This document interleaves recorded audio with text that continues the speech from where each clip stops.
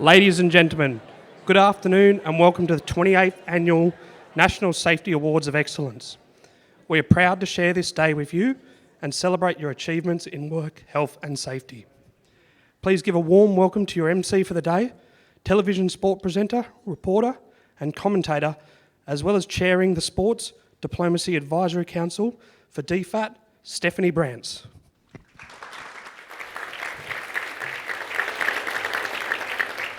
Thank you very much indeed, everyone. Welcome to all of you, and how wonderful to be in a room full of actual live people. It's an absolute treat after the last 18 months.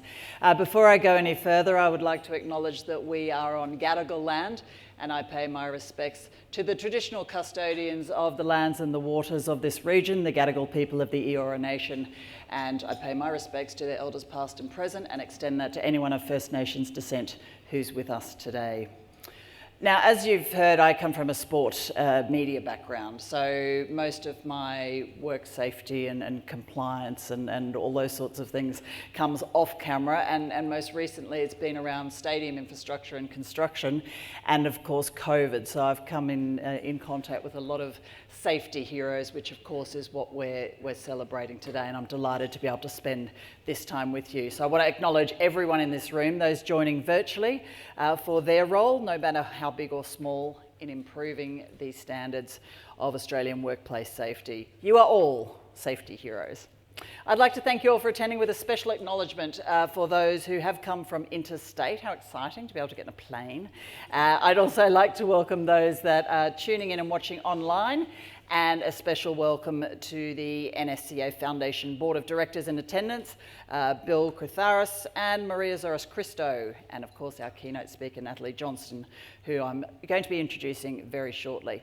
Now, these awards, of course, would not be possible without the support of sponsors, and on behalf of the NSCA Foundation, I'd like to thank them for their support. So I'd like to welcome the major sponsor, GIO Workers' Compensation, and category sponsors, Actrua, Ansell Eco Portal, GIO, Pro Visual Publishing, Safety Culture, and Stowe Australia, who've all got representatives in attendance today, so as well as acknowledging and thanking Centus, who couldn't be here today. Could you put your hands together for all our sponsors and supporters?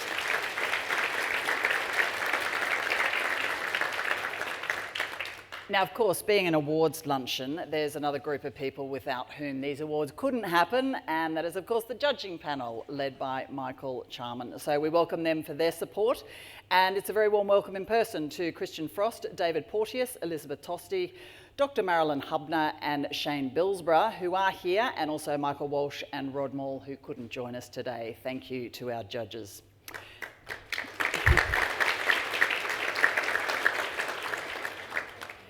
The NSCA Foundation has run for over 94 years with the support of their members, and I'd like to acknowledge all members in attendance today, especially our platinum partners who are here, including Active OHS, Bridge Climb Sydney, CBRE, Eco Portal, GIO, GreenCap, HSE Global, Cube, Spark Helmore Lawyers, Stowe Australia, and the Star Entertainment Group. Welcome and thank you to all of you. Folks, we have a wonderful day ahead of us celebrating our safety heroes. But before we get onto that, of course, COVID means we do have a few little boring housekeeping notes. In line with the current New South Wales public health orders, and of course at this event we need to get the COVID protocol correct, a reminder that if you are not eating or drinking, a face mask must be worn at all times. It can also be removed as everyone reaches for their glass. Yeah, we're encouraging inebriation. Otherwise, if you're having a photo or if you're at the microphone, of course, you don't have to have your face mask on. I've never seen so many glasses picked up en masse. That's quite hysterical. Also, aside from our COVID protocols, a reminder to please turn your phones onto silent for the duration of our awards. Restrooms, when and if you need them, they're out through the doors. Go back to the escalators and down the corridor to the right. Men's first and then women's at the end. In the event of an emergency, which I'm hoping does not occur, we will follow the directions of the Dalton House staff here. Now, we have 13 awards to announce today, and in your program guide on your table, you'll see the list of finalists, and you'll also see a short write-up on each of them. And in addition to that, we have photographer Jessie Taylor. Jessie, give us a wave. back of the room here. He's going to be taking photos throughout the event, during the breaks and at the end of the day. There's also an opportunity for you to get your team photo with Jesse, so if you approach him directly, then he can sort that out throughout the luncheon and help you out. Right, so that's the housekeeping. Now, without further ado, I have the absolute pleasure of introducing our keynote speaker, Natalie Johnson. She's got 24 years of military experience as a qualified helicopter instructor, operations and safety leader. She's passionate about safety and how an organisation's culture and resilience can positively contribute to the welfare of all employees, their families and the community as a whole. She's been part of both the Royal Australian Navy's and the wider Defence Force's cultural transition from an operational and a personnel perspective. As the first female naval helicopter pilot, she understands the challenges of trying to break into an established organisational culture and being part of a minority for the majority of her career, well, probably your entire career, I'm guessing, as she has a personal insight into how people change to fit in and the difficulties faced in trying to break this evolution. As the first woman in the RAN to return to flying duties after having kids, she understands the stressors of modern life, the challenges and strain on managing time and responsibilities between work, family, friends, yourself, and of course all the guilt that goes along with that. Having sacrificed time with her children to continue her career and gain qualifications in accident investigation and piloting the MRH-90 maritime support helicopter, she knows the importance of support networks and developing resilience, understanding, and a sense of what can be achieved in her children. I'm guessing with that role, she's also the coolest mum on the planet. Would you please welcome Natalie Johnston to the microphone?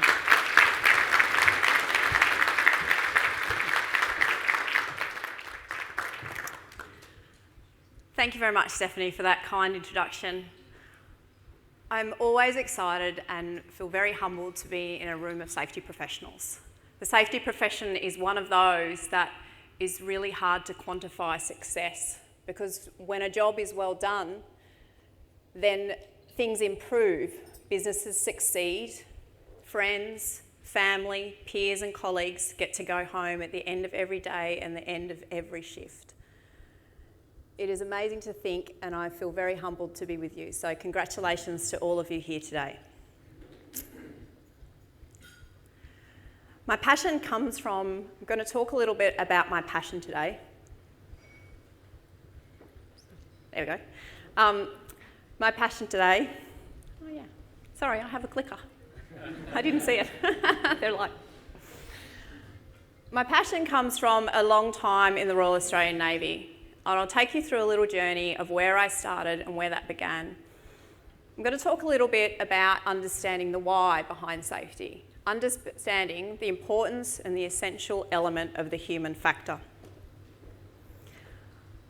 I'm going to share what it took for me to get that understanding. There are a few close calls in there and some devastating facts. The passion that we all have, that I have, is something I think we all share in this room.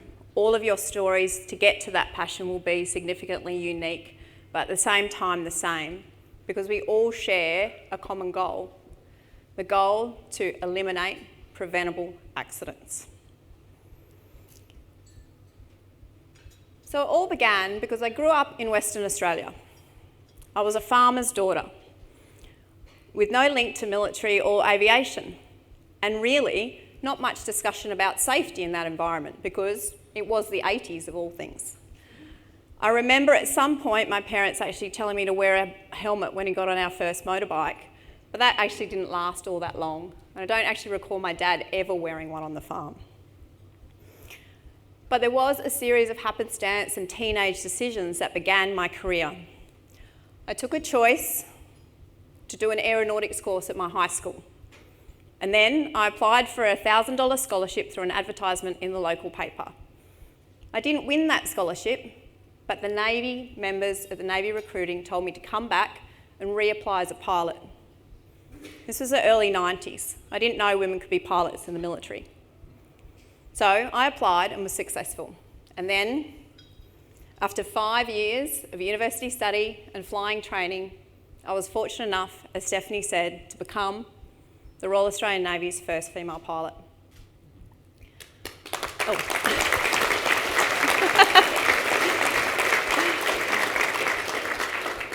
I think that's the first time I've been clapped for that. That's amazing.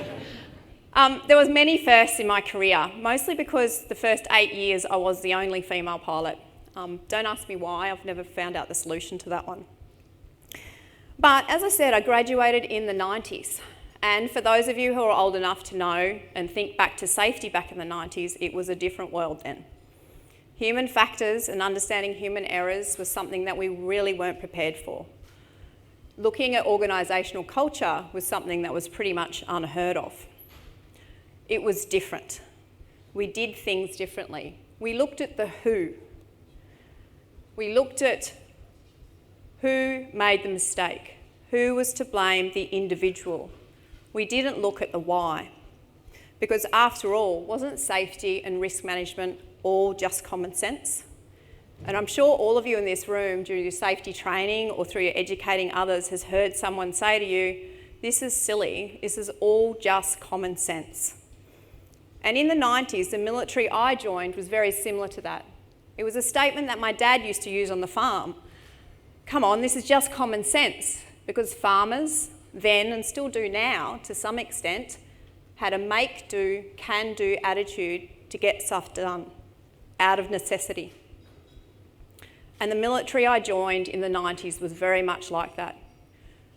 Everything was done to achieve the outcome. How they got there, what they did to get there, may not have been in line with process and procedure, but they got the job done. Organisational culture, as I said, was not really considered. And then, just before as I started my career, a couple of things happened within military aviation that changed the way we did business. It changed the way I started my career.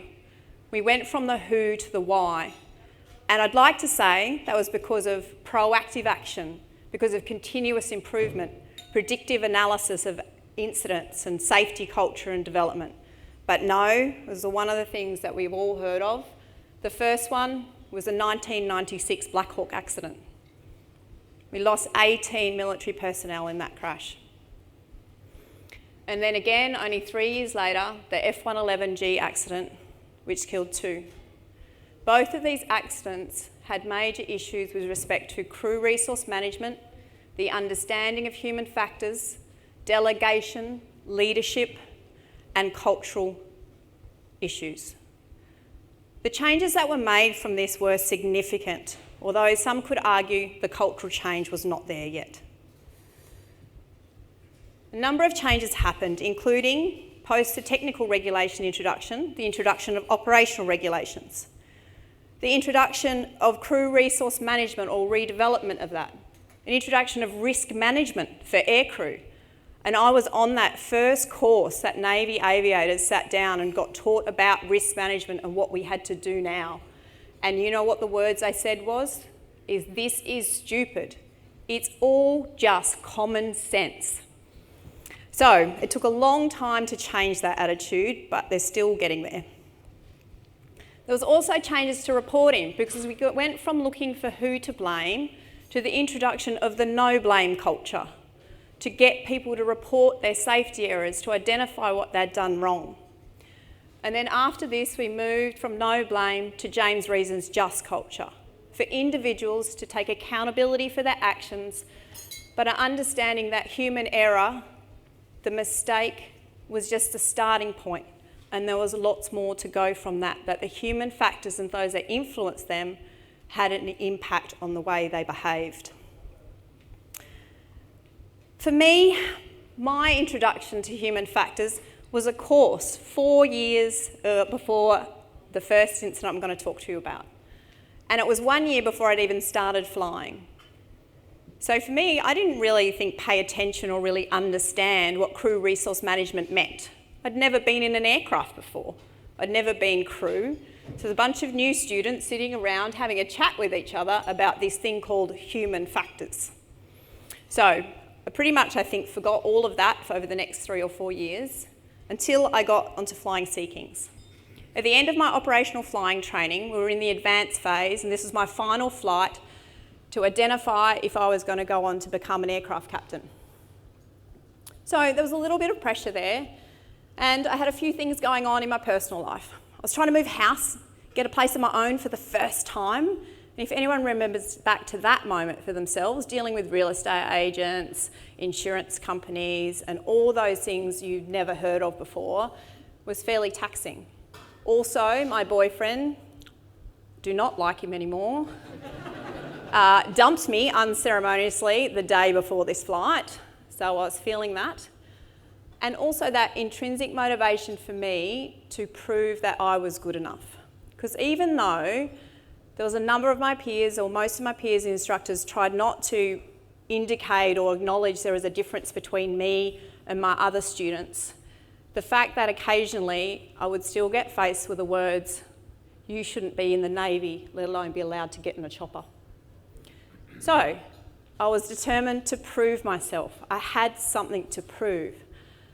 But unfortunately, it didn't go so well. So that night on this flight, we have to launch and we go out over water like this aircraft and pretend to rescue someone out of the water. The someone, you'll be happy to know, is just a life ring with Siloam sticks, because we do it at night time. It's a bit dangerous to actually leave someone there. We go out, and during the sortie, they also provide simulated emergencies during the flight to test us, to see if we can handle ourselves. So this night there was no moon, and this image is pretty much what it looks like out the window. Although I think it's probably a little bit brighter from my memory, although it might be a bit faded over the years.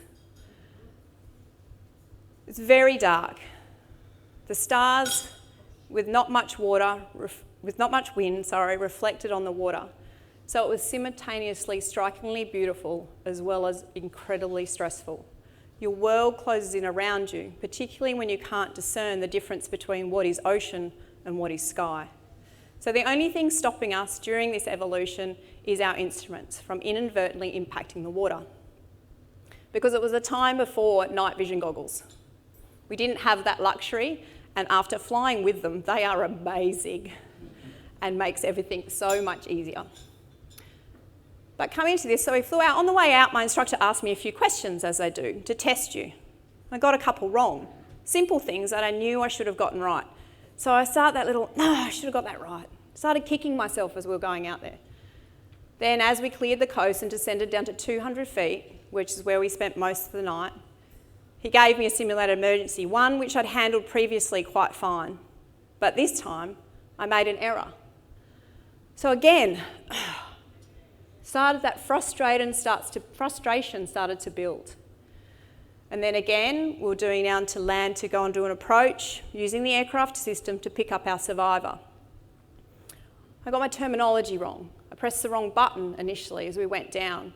I didn't know what was happening. I was getting really frustrated and annoyed at my poor performance. We missed the survivor. I engaged the system too late. We overflew and had to lift up and go back around and try it again, wasting time. The frustration and the stress was starting to build up. On the next time round, I did the same thing again. And this time, my body did something that I was not expecting. The physiological reaction for me to release that stress and pressure that was building up was to cry. Who cries when they're sitting in the front of the aircraft with their hands on controls? I was a bit shocked. I was extremely ashamed because the only thing, it's very dark in the aircraft as well. So the only way you can talk or communicate with the person next to you is verbally. But I was so embarrassed and ashamed that I cried in the aircraft because it affected my voice. I made the decision, which was the only one I thought was feasible, was to stop talking.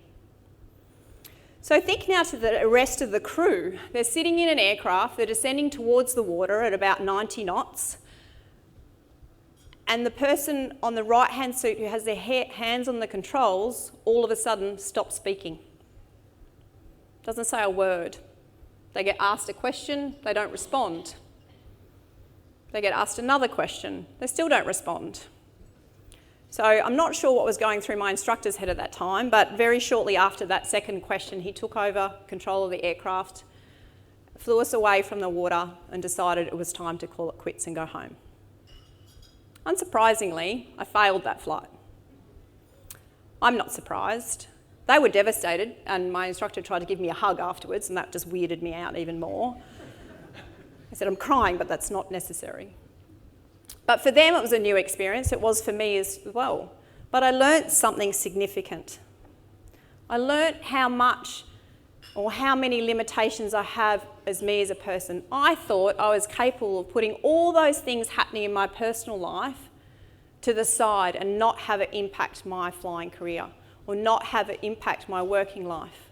It really made me sit up and look at how much my sleep had been affected, the stresses, how much that affected my emotional, mental and physical state.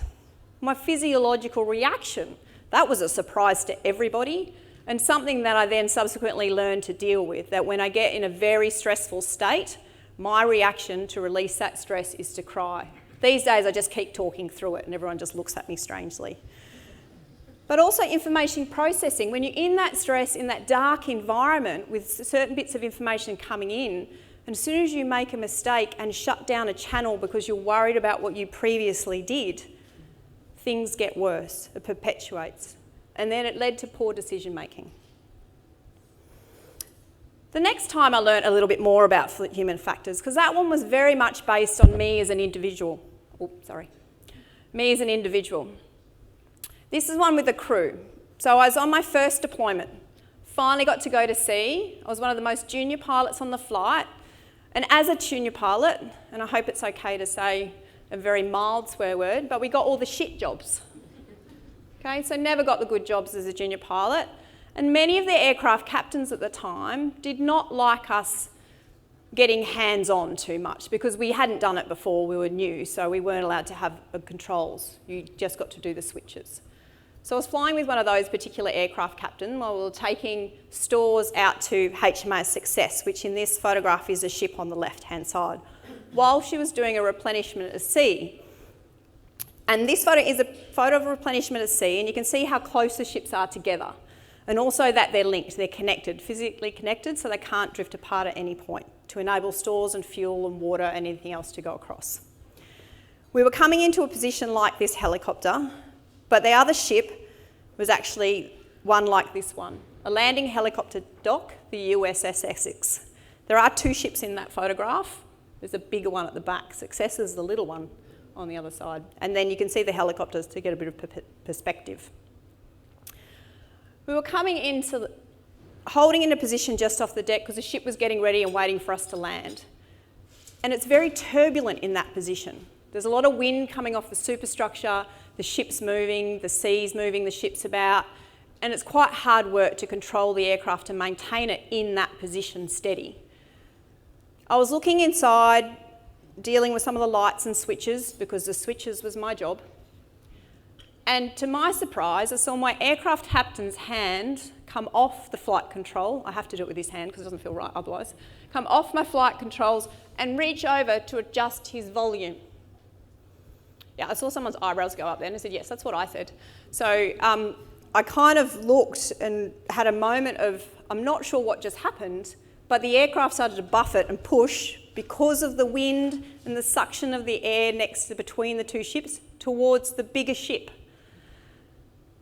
So I made a split-second decision I'm going to take control. And I said, taking over. And he looked at me and gave me a glare across the cockpit until he realised he had his hand still on the volume control of the radio. I moved us back into hotel and sat there momentarily while he went, oh, and he took over again. And I mumbled something along the lines of, sir, it's my job to do the radios, my job. So I learned from that about how easily a moment of lack of situational awareness, a moment of distraction, could very easily lead to a catastrophic accident. And then again, I had another one. I don't know whether it was just me or it was just because I was a co-pilot or where we're at. This time we were flying on operations in Guadalcanal. We were in a two-ship loose formation on our way to do a reconnaissance of some landing sites on the island of Malaita. And no good aviator story is complete without a map. I have my map. So Malaita's a small island off the top right. And we were flying around it anti-clockwise. So I don't think many of you here, I don't know how many here are aviators or very good at map reading, but the navigation of flying around an island anti-clockwise is not difficult. However, the aircraft captain I was flying with at the time, who was also the commanding officer of the squadron, so the gradient between myself in experience and rank level was extreme. He was flying again, another one who didn't like to let the co-pilots have a go on the controls, and as he was flying, he would reach over and look at the map. And I was go, oh, okay, sir. Okay, well, this is the next landing site. I'll talk him through the next landing site. And every time I give him direction about where the next landing site, he'd reach over and look at the map. So I was starting to feel a little bit, I don't know, annoyed maybe would be a word. Might be some other words, but I won't use those today. But and he did that continuously. So we landed 3 times up on I'll get it right now, on the east coast of the island. And then we were going to make a landing site at the top of the island. There were 2 headlands that jutted out, and it was the first headland, first bay that we needed to go into. We were flying past that first headland, and I said, sir, our landing site's down on our left-hand side. You need to start your descent. And then he kept flying straight ahead and climbing. So our landing site's on our left-hand side. You need to turn now. It's down there. It's just the soccer field next to the bay. Kept flying straight ahead. Sir, the landing site is on the left-hand side. We need to start our descent now or we're not going to make it. And he kept flying straight ahead. It wasn't until the aircraft behind us called up and said, are you guys going to make an approach to this landing site? And he calls back on the radio, oh, we thought we'd let you guys go first. And he turned around and followed him in. So you could understand after that, after we launched out of that landing site, I was a little bit, I don't know, probably didn't use my human factors as well as I should have. I became a little bit agitated, a bit annoyed. So my posture for the rest of the flight was like this. I held the map so he couldn't move it, so he couldn't look at it, and I gave him the clear direction. Sir, the navigation for the rest of the sortie is fairly simple. Land on the left, water on the right. And that was all I said. So that was it. So crew coordination in that cockpit had completely broken down. I learned a lot about myself, about my limits, and probably think back now and say I probably could have handled that a little bit better. But I was very junior at the time.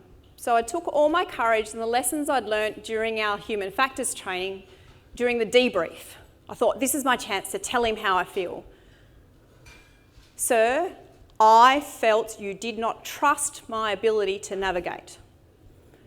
I perceived you were not listening to my direction. All those I statements. Unfortunately, as any senior officer or manager who you've probably all experienced who doesn't like to be wrong or doesn't like to be told they did something incorrectly, basically he said, oh, well, no, that's not how it happened. No, we were fine. I listened to everything you said. And unfortunately for me, the 2 air crewmen who were in the debrief actually went back and spoke to the other senior pilots on that flight. And they pretty much let them know what had happened, and I no longer had to fly with the commanding officer on that mission because they determined that it was detrimental to my progression as a naval aviator. Which is concerning. So you think about the culture and the influence of human factors on the way we behave, it can have a big impact on someone's career. I'm just going to... So the human factors in those 2 lessons that we came through are a bunch of things, and these are just a few. Any of you who have done any study in human factors will know a massive list of these. But distraction in reaching for the radios when they were too loud in my aircraft captain's ears. The lack of leadership or acknowledgement or adhering to delegation that you have given. A loss of situational awareness when your crew, when 2 people have a different picture in their mind of what's going on, and then everything breaks down in between. The communication, having the strength and having the importance. It is so important as a senior person to listen to those below you, to listen to what they have to say, to trust in their judgment, because particularly new eyes, junior crew, and people who have just joined will have a new perspective on your business, on what's going on around you. So they are the ones, the resource you should tap into to determine, is my culture okay? Do you feel comfortable here? Are we doing everything by the book? And that leads to that culture. So the culture there wasn't fantastic. Looking back at these stories, I look at it now, and I love my time. It was brilliant. I had so many great experiences. But looking back at this part and talking about it again, doing research for this presentation, I realised that maybe wasn't it so good at sometimes. But I got to continue. So then I took all those lessons, trying to communicate, trying to listen to my co-pilots as I became aircraft captain, trying to listen to my crew, trying to share the love. So if I had a junior pilot flying with me, I did the switches as the aircraft captain, because then it gave me a better opportunity to be aware of what was going on. It improved my situational awareness. So I let the co-pilot, who was new and needed the hands-on practice, to be able to fly. I really enjoyed my time, but again, I was very much embedded in the it's all just common sense, can-do attitude of the Fleet Air Arm and Squadron at the time. It was an attitude that was rewarded. Governments, senior officers gave us prizes for being the best squadron, because whenever help was needed, we were called upon. We outdid ourselves with saying yes. But if anyone knows, that type of culture within aviation particularly comes at a cost. And that cost to the Fleet Air Arm happened on the 2nd of April 2005. There was probably a date that pretty much changed my life and the trajectory of where I went. The Fleet Air Arm was holding its annual mess dinner. It's pretty much like this, but all wearing the same colour. So there was wine, there was food, there was good conversation. And we just finished toasting absent friends, particularly the crew that had been away post the Boxing Day tsunami in 2005. They'd been away for 5 months because they were recalled back to Indonesia post some earthquakes. On that day, we got called aside as the group at the end of the Fleet Air Arm to be informed that a Sea King had crashed and there were fatalities. All of us got together and just sat in silence, because in our minds we were going through the list of who was on board, who were the air crew that were there. And the worst thing is then we sat and realised, as we went through the list of who was there, we were looking at those with kids going, oh, I hope it's not them. But the moment you hope it's not someone, does that mean you hope it's somebody else? 9 of the 11 crew that were on board that aircraft perished that day. And it was a day that changed the Fleet Air Arm. The accident investigation team identified the what, that there was a split pin missing in a nut that was part of the auxiliary hydraulics pack, which pretty much caused the aircraft to immediately nose down on short finals and smash into the ground. There was nothing the aircrew could do. The human factors and non-technical skills part of the investigation identified so much more than a maintenance error. It was so much deeper than one missing split pin. It was an organisational culture of acceptance of workarounds, slipping of standards, getting the job done no matter what, because again, we were rewarded. We were the star squadron. Unfortunately, only a year later, another accident happened. This time it was a Black Hawk. which crashed on HMAS Kanimbla and into the ocean just off the coast of Fiji.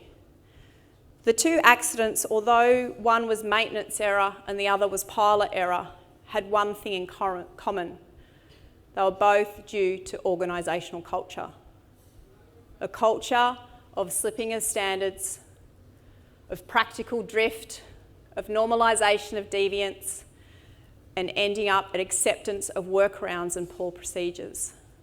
And this accident and these two events basically pushed my interest into safety, because when I graduated and got my wings back in the late 90s, I did not think I would be going to a funeral, because we weren't at war.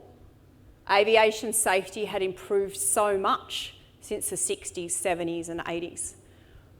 Why was I going to a funeral? So I wanted to make sure that I learned as much as I could, and we changed the culture so no one after this had to experience this ever again. I then, just as the crash, basically all that happened, I went on instructor's course. I came back to teach the new students how to fly. And one of the things I tried to do was to teach them the human factors in a practical sense while within the aircraft. So whenever I made mistakes as an instructor, and I did make them, I tried to explain to them what the human factors were behind it. I think they all used to roll their eyes at me occasionally. But it meant post these accidents, I was more willing to share my errors, more willing to discuss what had gone wrong, so then we can all learn from it. I had a fabulous time and really enjoyed teaching new students how to fly. But after that time, I returned to my 817 Squadron family.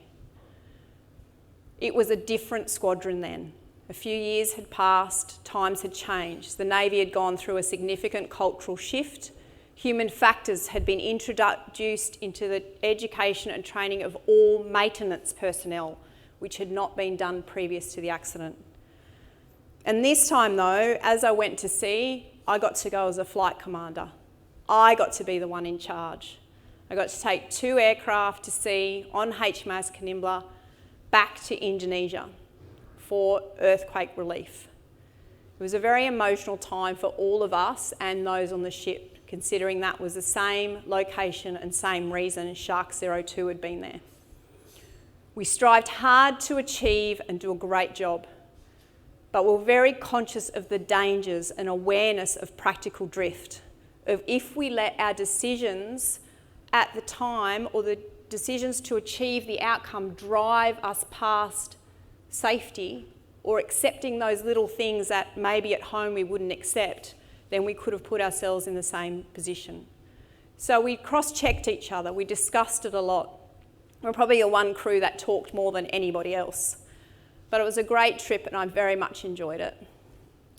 I got to expand my human factors and my training and my understanding of organisational culture and my love for educating people as I became the Fleet Air Arms Aviation Safety Officer. I got to share my story and try and get people to start thinking about safety in a positive way, about thinking about risk management as something that makes you achieve stuff, not something that makes you stop doing something. And I really enjoyed changing the way people thought, to stop them doing that when someone says, there's a safety day, and everyone goes, ugh.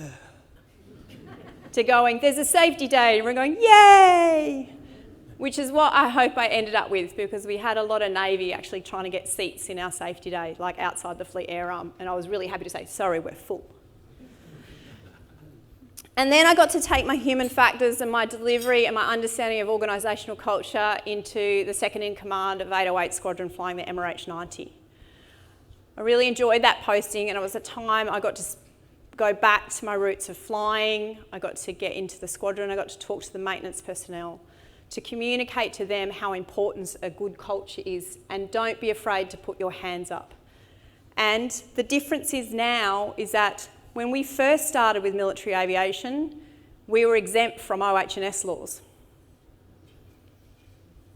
I was Fleet Aviation Safety Officer in 2012, so I got to bring WHS into the military. That was an interesting experience for everybody, I think.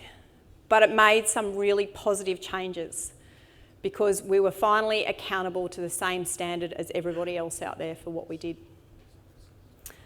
The other thing I really enjoyed is now I use my safety talks and my understanding of human factors and culture to educate my 2 kids, who you can see in that photograph. That was a highlight of my career. I get to land my helicopter in my kids' school. Super cool. And instill in them an understanding of what influences their behaviours and what things in their environment, their attitudes, the way they behave, when they're tired, when they're hungry, about how that changes their decision making. Because I want them to be in a position where in the future they can make very skillful decisions. They know what drives them, they know what motivates them, and they understand.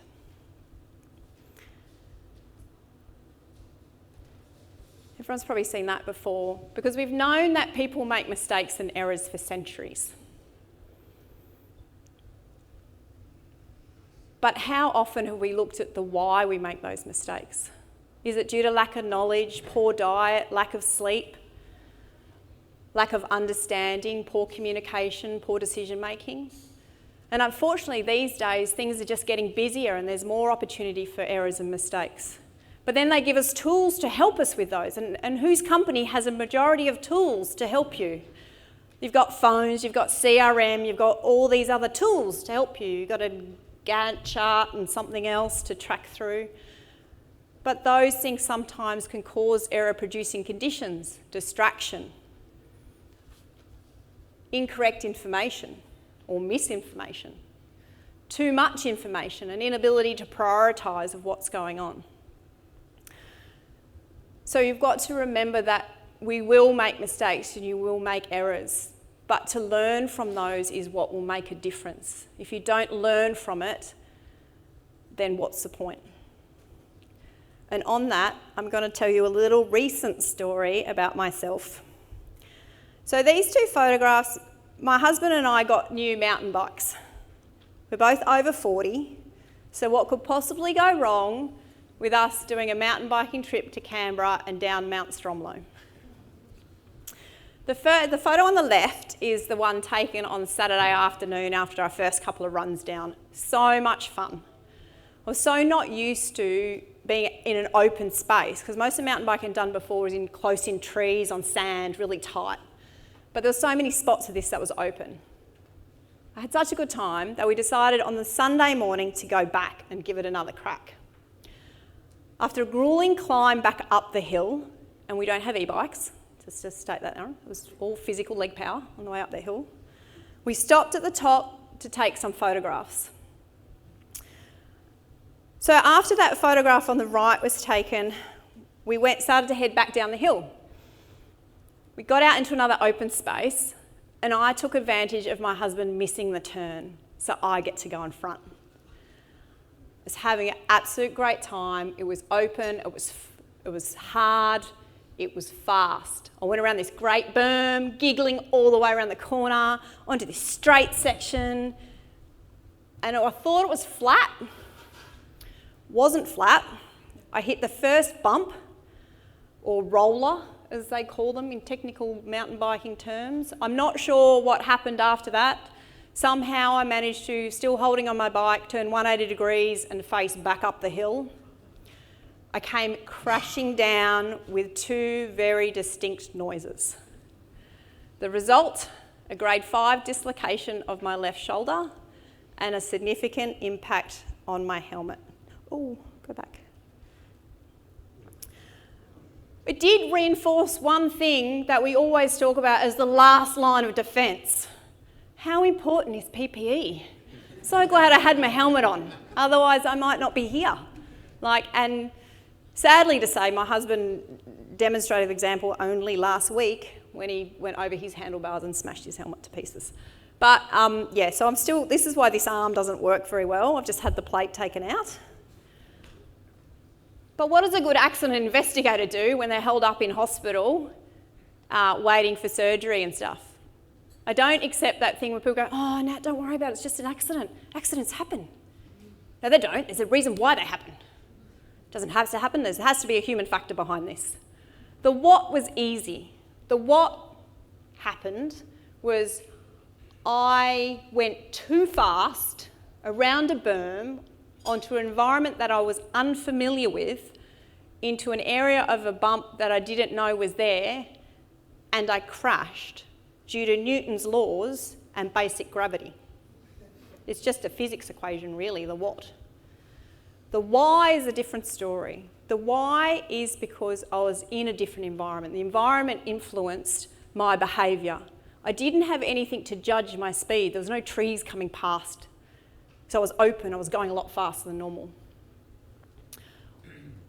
Also, my probably lack of mountain biking skill, the fact that hitting that first bump, I had no idea what to do. So instead of landing gracefully on two wheels, I came crashing down into a big heap facing the other way. And the other intrinsic motivation, that decision-making error in the background, my motivation to get down that hill faster than my husband. So I learnt so much from that. The errors I made was a skill-based error. My mountain biking skill was not good enough for the terrain and the speed that I was travelling at. The environment influenced that. My decision-making error to go that fast was also flawed because it was motivated by not because I wanted to get faster, because I wanted to beat my husband. So those heroes. So now I learnt that depending on the area that I'm operating in, I need to slow down. I need to measure my speed until I'm familiar and comfortable with the environment. Slow and steady, that's the one. Although it's not as much fun. So what I'd like to take away from today is the key things. With human factors are the reasons behind why we make errors. If you don't look to understand the why and go deeper than just the what, we won't ever learn from it. And coming out of the cocoon of military aviation into the wide world, I've realised there's so much that we can share with each other, particularly our failures, not just the successes. I know it's hard in industry to share your failure, but maybe sharing a failure could stop someone else having that same incident or accident, which I think what part of this foundation is all about. Because human factors are more than just common sense. Thank you very much.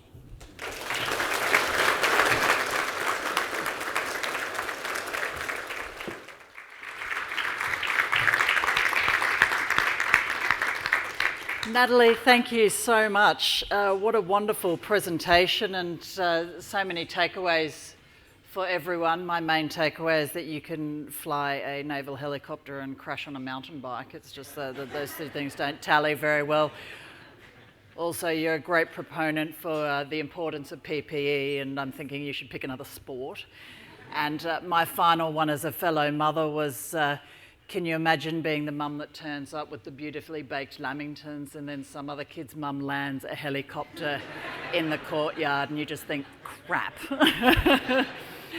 Unstoppable. Natalie, thank you so very much. It's really wonderful to have you here.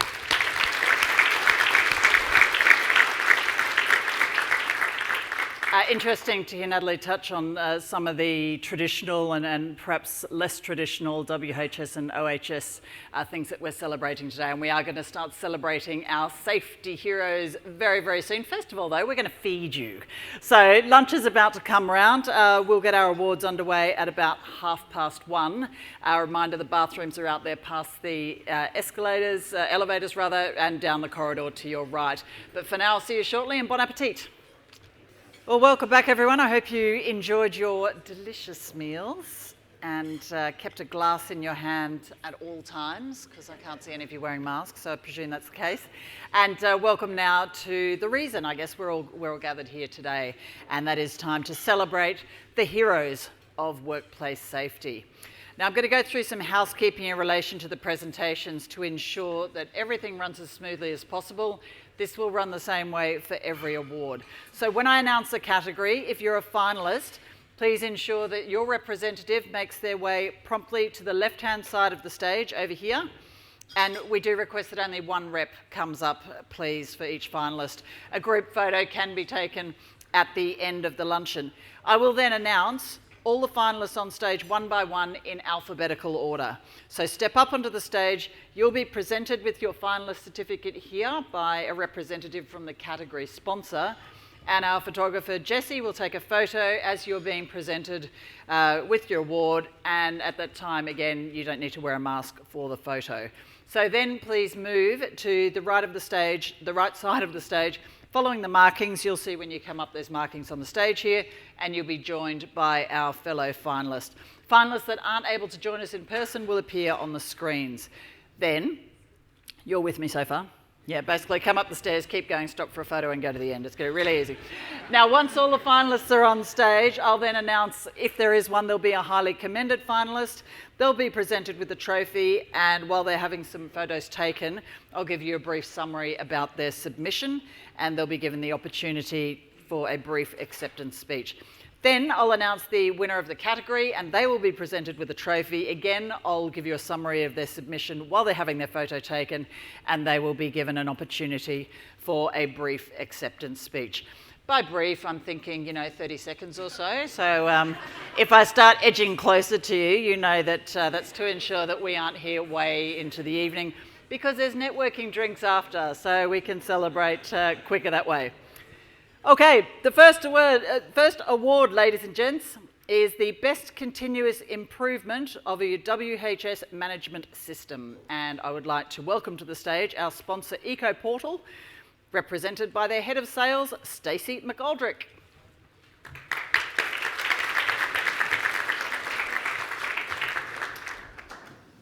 Good afternoon, everyone. Fantastic to see you all here, given the crazy last year that we've had. My name's Stacey McGoldrick, and I'm Head of Sales at EcoPortal, based here in Sydney. EcoPortal is one of Australia's leading health, safety and risk management platforms that focuses on empowering safety leaders to keep their people safe.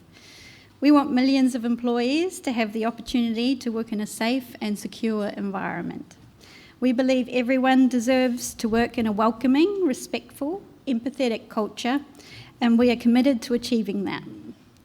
EcoPortal is proud to partner with like-minded organisations like the NSCA Foundation, and are grateful for the opportunity to contribute and sponsor the National Safety Awards and recognise the hard and incredibly important, as we've heard today, work of the Australian safety workforce. Because of our mission as a workplace health and safety software provider to assist safety leaders and organisations shift their culture from compliance to caring, we're particularly interested in recognising and celebrating the dedicated efforts of organisations utilising technologies to keep their people safe. It's truly an honour to be standing here with the finalists today, all whom should be commended for their commitment to improving a technology that assists organisations in getting their people back home to their families safe every day. We wish to congratulate all the finalists up here for making an impact, and we wish you luck. Thank you.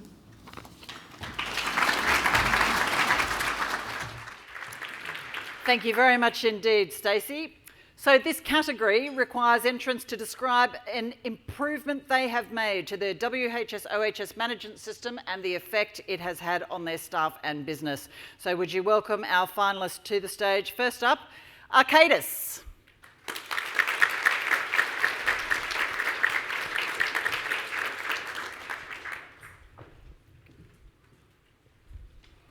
So everyone watch closely, come to the middle, accept your award.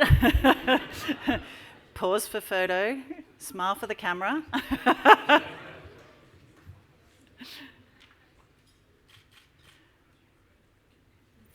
And then whichever mark you would like, you're first up, so you get to pick the mark. See everyone, piece of cake.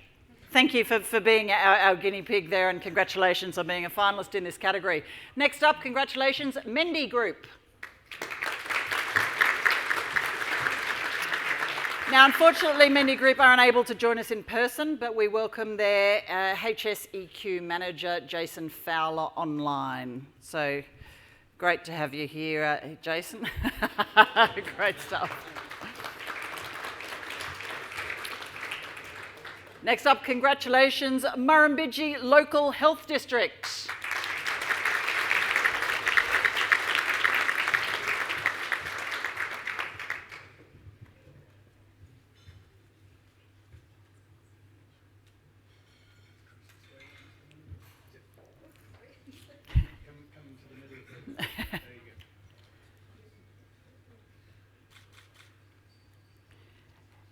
And the last finalist in this category is Project Green Group. Congratulations.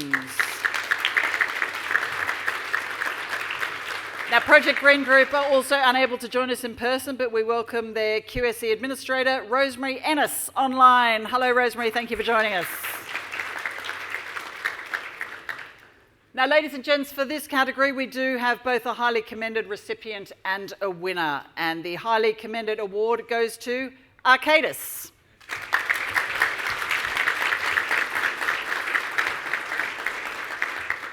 Now, in 2020, Arcadis refreshed its WHS system as it moved into new markets with the role of principal contractor. They aspired to achieve OFSC accreditation, and an internal review noted several gaps and opportunities. The contemporary system has resulted in 3 out of 10 have sustained no reportable injuries, 3.6% increase of employee engagement, on track for a 329% EOY uplift on positive WHS action reporting. Got to the whole way at the end of that sentence. Congratulations. Would you like to say a few words? Once more, highly commended Arcadis. Congratulations. Thank you very much to the Foundation. Certainly thank you to the Arcadis leadership team, some of who are here today, for certainly having some courage and some faith and some trust as we sought to challenge the status quo and really look to take a lot of the learnings that we heard from Keynote today and other really contemporary practices and look to build some of that into our organisation. Thank you to my safety team and to Stuart, who I know is watching on the online stream as well. Thanks very much. Thank you very much indeed. Now, the 2021 winner for Category 1, Best Continuous Improvement of a WHS Management System, goes to Murrumbidgee Local Health District.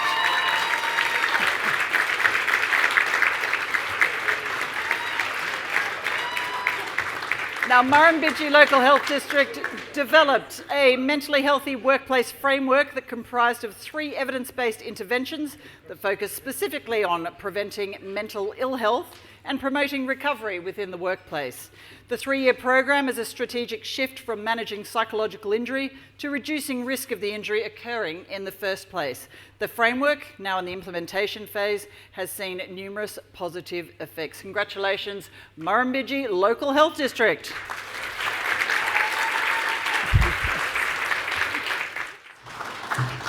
Thank you, everybody. I'm quite overwhelmed, as I know my team will be as well. We're extremely honoured to receive this recognition and to accept the award, so thank you. My team did suggest that I needed to make a few notes, so I will keep this brief. But firstly, I'd like to thank everyone here today, recognise all the finalists across the 8 categories, and in particular the other finalists in our awards.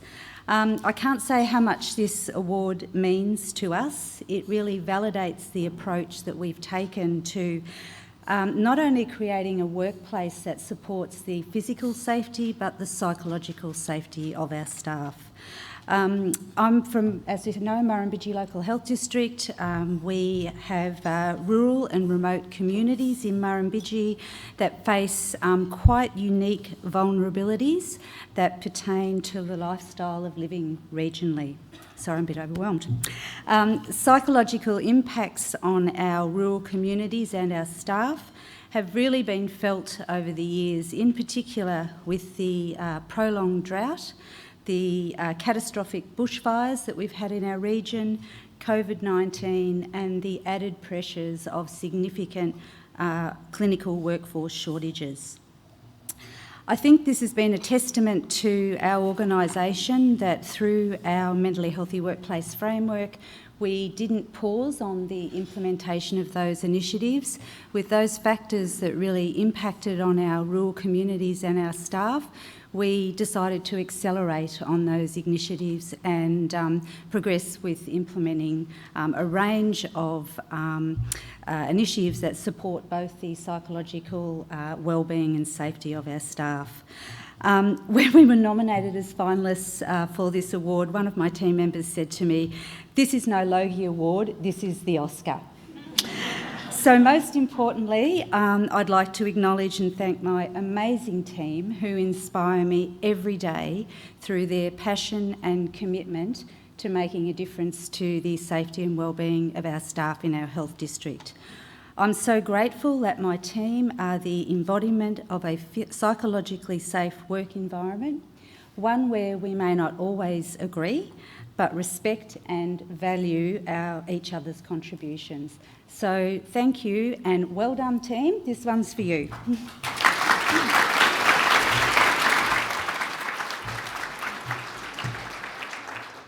Congratulations indeed to you, to all of you, the finalists and our 2 award winners, and thank you, of course, to our category sponsor, EcoPortal and Stacey, for making the presentations. Now, as these Category 1 finalists return to their seats, I ask all Category 2A finalists to make their way to the side of the stage. The next award is Category 2A, Best Solution of a WHS Risk for Small Business. It's sponsored by Stowe Australia, and I would like to welcome Craig Pendleton, the Estimating Manager Client Services from Stowe, to come up and say a few words. Thank you. Well, good afternoon. I'd just like to thank the NSC Foundation for the opportunity for Stowe Australia to sponsor and present this award today. So if you don't know, Stowe's an electrical company which puts us in one of the high-risk industries in Sydney. We were founded way back in 1910, and today we're the largest privately owned electrical and communications contractor in Australia. And we do things like high voltage, commercial high-rise construction and reactive service work, just to mention a few of our activities. I was only reflecting this week, for me personally, it's been 40 years since I started my life as a first-year electrical apprentice, and some of the things we were asked to do back in the 80s that you just would never do today. Like, I can remember as an apprentice having to climb very tall power poles, and they'd give you like a little leather belt to wear with a rope, and okay, if you made it to the top of the pole, you could connect on for safety, but too bad if you fell off halfway up the pole. So things like that you would never see happen today, and we'd run cables back to switchboards, and as an apprentice, the boss would say, okay, we're going to connect these in. You wouldn't turn the switchboard off. It was just the way things were done back then. But by the same token, we had safety posters up in the workshop saying work safely, and the boss would say, wear your glasses, but we'd all be asked to do all these other things as well. So thank goodness things have changed, and we've come a long way since those very early days. And I guess I'd just like to challenge everyone here today, whatever industry you're in, just try and leave it a safer place than you find it. So also congratulations to everyone who's been nominated for an award today. And yeah, we'd like to get on with the best solution category of a WHS risk. And we've got the small business category, the medium business and the large business category. So thank you.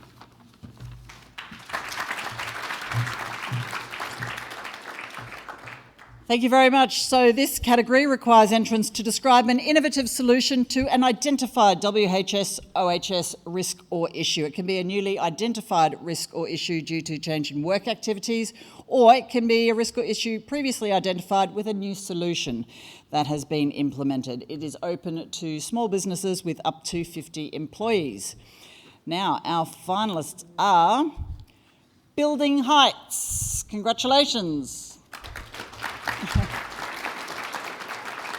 Now, they aren't able to join us in person, but we do welcome their Managing Director, William Hines, online. William, hello. Hello, thank you. Our next finalist, Syndicium. Congratulations.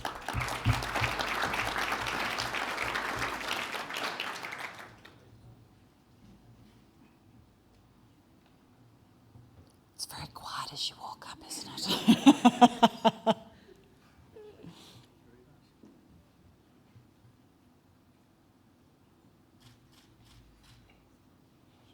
Thank you. Our next finalist, Delta Contractors.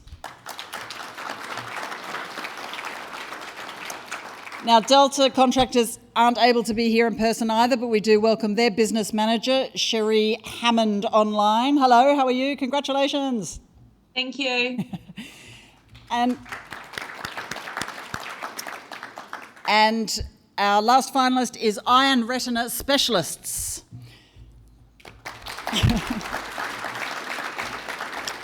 So unfortunately, eye and retina specialists are unable to join us in person, but we do welcome their medical retina specialist and ophthalmic surgeon, Dr. Neil Sharma. Congratulations. Hi, thank you very much. So for this category, we have both a highly commended recipient and a winner, and the highly commended award goes to eye and retina specialists. Now, as COVID worsened, eye and retina specialists began to design and test a prototype slit lamp barrier device to reduce the risk of respiratory droplet transmission between clinicians and patients. Now, the finalised design has been ordered for 38 hospitals across Australia and hundreds for private ophthalmology and optometry clinics. International orders have also been received. The evaluated effectiveness of the shield is published in peer-reviewed medical literature, and I'm delighted to hopefully welcome back Dr. Neil Sharma to accept. Congratulations. Great, thank you very much. I'm delighted and honoured to receive the award. You've got a whole 30 seconds if you'd like to say something. Oh, right, excellent, okay. Thanks to really firstly to my team who went outside their comfort zone and worked really above and beyond what was expected, and were dedicated to helping protect people from this sort of emerging pandemic. I'd certainly like to thank the other category finalists in not only this category but throughout. I think everyone has done an excellent job, and certainly I'd like to thank the sponsors, both Stowe and also GAO, and the organisers for putting together such a worthwhile award event. So thank you very much. Thank you, Dr. Sharma, and congratulations. And now the 2021 winner for Category 2A, Best Solution of a WHS Risk, goes to Building Heights. Congratulations. Now, Building Heights undertook building works for upgrades of several Hunter water sites with buildings and embankments for some exceeding heights of 12 metres. The decision to engineer and build complete roof assemblies on the ground off-site and lift the over 9-tonne roofs onto the completed walls of the buildings resulted in elimination for the need of any working at heights. William Hines, congratulations. Thank you very much. I'd like to thank the Foundation. It's an honour to receive this award. And I'd like to thank our whole team. It was engineering-wise, it had never been done before, so that was a huge feat trying to engineer roofs that big and that heavy to be able to be lifted. So it was a huge success, and we eliminated the age-old problem of having workers at heights, and reaffirms our philosophy of designing other projects right from the beginning. So it's fantastic. Thank you. Congratulations, Building Heights. William, thank you for joining us. Thank you to all our finalists in this category and to our award winners. Thank you. So I'll now ask any Category 2B finalists who are in the room to make their way to the side of stage. This category is also sponsored by Stowe Australia, open to medium-sized businesses between 50 and 200 employees. The criteria is the same as the previous category, which is to describe an innovative solution to an identified WHS/OHS risk or issue, newly identified due to a change in work activities, or one previously identified with a new solution. So let's meet our finalists, of which we have 3. First up, Gateway Motorway Services.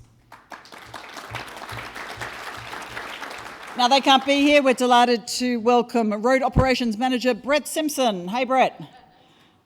Literally on site. Our next finalist, Gidera O'Connor. Congratulations.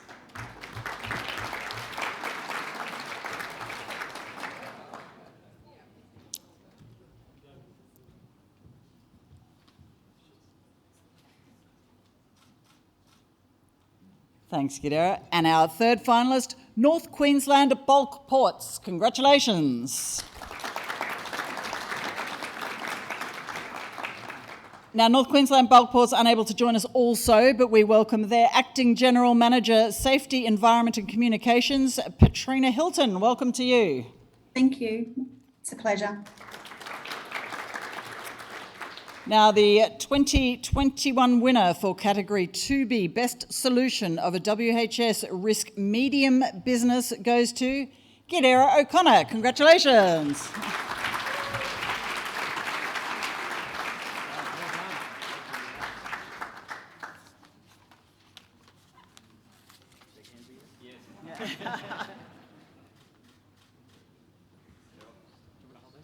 Yes, please.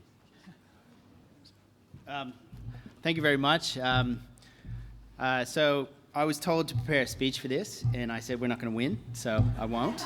And then I was reading through the pamphlet, who our competition was, and I was reading BMS's stuff. So if someone from BMS can contact me, because your PPE sounds like the stuff we need, and how we won over you, I have no idea.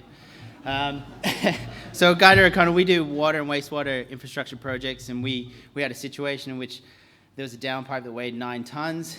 How do we fix this? So we called our friends at DBS, and I got Doug and Ben sitting over there, and they're really the heroes of this situation because they do all the rope access. So if you guys have any situation which you would do scaffolding, talk to the guys at DBS. They know what they're talking about. So raise your hands, guys. They're over there. They're the ones that really did. But I just have to say thank you to John and Luke and Murray and Mick. They were part of the team that did this work and helped us do this work. So thank you very much.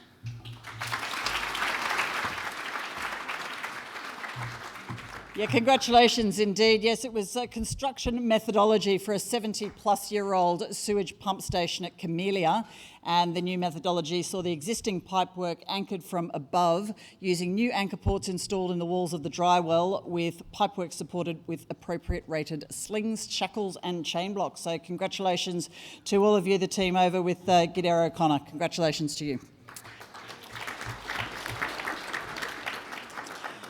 So we're on to category C, as indicated by Craig, and this will be the large business category. It's over 200 employees for this criteria, also the same as the previous categories, the innovative solution to an identified risk or issue, newly identified due to a change in work activities, or a risk or issue previously identified with a new solution. So let's meet our finalists. First up, AHS Hospitality.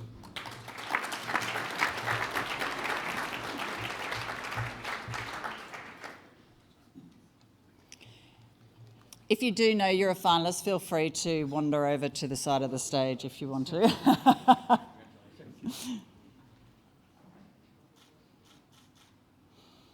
Our next finalist, Metcash.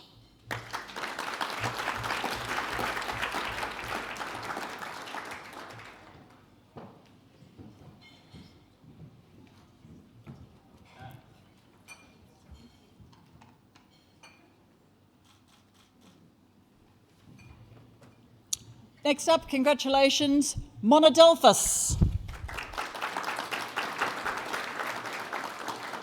Now, they can't be with us in person, but we are very pleased that we've got their senior engineer, Adam Hosking, online. Congratulations, Adam. Hello, thank you very much. Our next finalist, Toyota Material Handling Australia.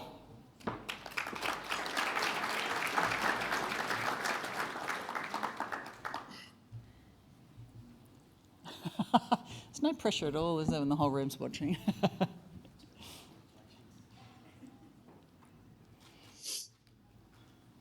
And the fifth finalist in this category, Western Program Alliance.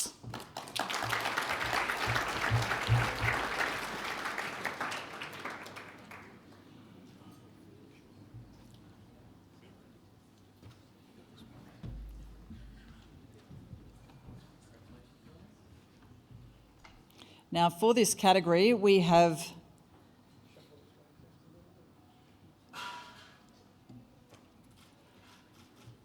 two highly commended recipients and a winner. So I'll first announce the highly commended recipients, and it's congratulations, AHS Hospitality.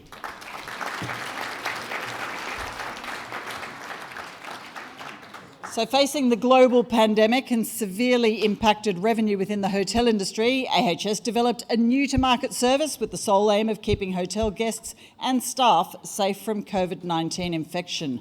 The service applied the hazard and infection controls used for hard services in a clinical hospital environment to be effective for both hard and soft furnishings in a hotel environment, housing those with possible COVID-19 infection. Congratulations, AHS Hospitality. Thank you. Firstly, I'd like to thank the foundation and the sponsors these events don't happen on its own, so sponsors are very important. And also acknowledge the other finalists for their great work. Well done. At the time, the hotel guests and staff were at the highest risk of the infection, given the hotels we started using self-isolation and quarantining, which they're not really designed for. AHS developed new processes that solely aim to keeping the people safe from the COVID-19 infections. We knew the healthcare industry could disinfect, but these processes were really never trialled and used in a soft furnishing hotel environment. So our process focus on to make sure that we get those processes right. Our challenge was to keep our staff and the next guests safe when there was a potential infection involved. These principles infection control in the hotel settings. From our team, Jay Markland, who's sitting at the end there, he's our senior safety business partner. I think we're on a version 41, I think, in our SOP at the moment, and it's still changing now, the new variant coming in, so we're still reviewing our processes. I've got a bunch of operations managers, Coralie, Lakeitha, Sarah, Simon, and Bijoy, who manage the logistics and the planning of the quarantine services. And importantly, our dedicated committed team leaders and the team members who've now completed over 4,000 quarantine COVID positive cleans.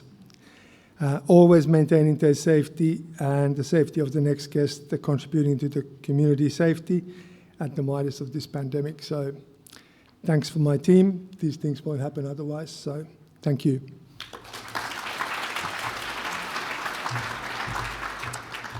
Yes, congratulations, AHS Hospitality.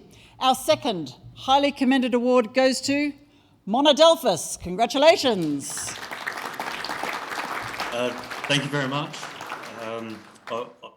Thanks for the foundation. I'm accepting this on behalf of quite a few members of our team involved in the project. The award is for, we were in the Pilbara constructing overland conveyor modules, and we were pre-assembling them. Normally you do that just with a franner. Our initiative was to create like a production line and assemble them together with an overhead crane, an area for raw material receipt and an area for bolting. We had about 3,500 low-level modules to pre-assemble, about 90,000 components and 200,000 lifts. So, and we only did it with one first aid injury. So thanks to the team in the development, the design, the construction and the execution of it. We also had continuous involvement as well from the guys actually doing the work. So that they had a really big hand in making this a lot better over the past 12 months. Thank you. Congratulations, Monadelphous. Thank you, Adam, so much for accepting. And now to our 2021 winner for Category 2C, Best Solution of a WHS Risk Large Business goes to Toyota Material Handling Australia.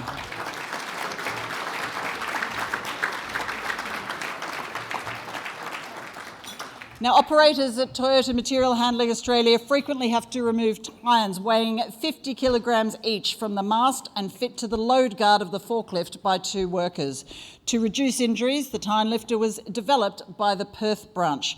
The innovation removes the need for manual handling via engineering means and reduces the risk from very high to very low and links safety with efficiency. Congratulations, Toyota Material Handling Australia. Wow, I actually do not have a speech because I didn't think we would win. Thank you, the Association Federation Foundation, sorry, I should say. It's a remarkable recognition. Thank you so much.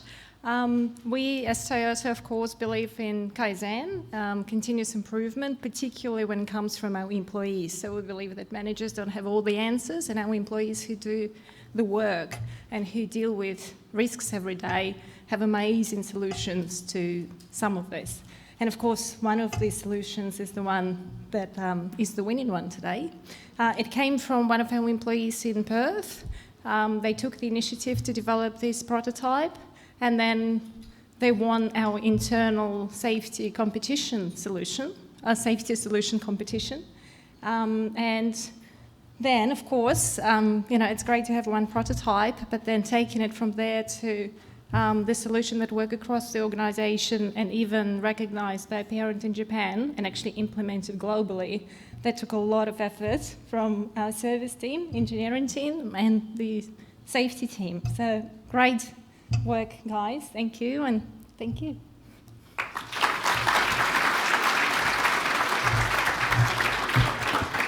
Yes, congratulations, Toyota Material Handling Australia, and one more round of applause, please, for all our finalists and our highly commended winners. Thank you. Thank you also to Craig for helping with the presentations. Now I ask the Category 3 finalists. If you know your finalists, please make your way to the side of the stage. This category is Best WHS Training Program, and it's sponsored by Centis. Now, unfortunately, they couldn't be here in person. However, they have provided a pre-recorded message from their Chief Executive Officer, Anthony Gibbs. And while we play this message, I'd like to invite NSCA Foundation Director, Bill Kratharis, onto the stage to present the certificates and trophies. So over to Anthony. Hi, I'm Anthony Gibbs, CEO of Centis. At Centis, we help organisations transform their safety cultures with the goal of reducing risk and helping get people home safe and well. A big part of our approach is supporting the development of teams and leaders through engaging and impactful training. As such, we've chosen to sponsor the National Safety Awards Category 3 Best WHS Training Program because we know the positive impacts that great training can have and want to see more of it. Congratulations to the finalists and good luck. Yeah, thank you very much indeed from our category sponsor, Centis. Now, this category recognises organisations that have designed an innovative training program that's been implemented in their organisation, and the training program can be a one-off or an ongoing one. So welcome our finalists to the stage now. Congratulations, AGL.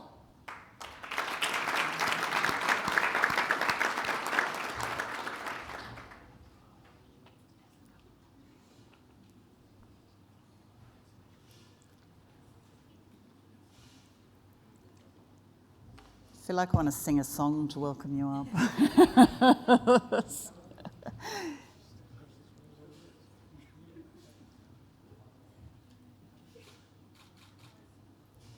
Lovely. Our next finalist, congratulations, BAE Systems Maritime Australia.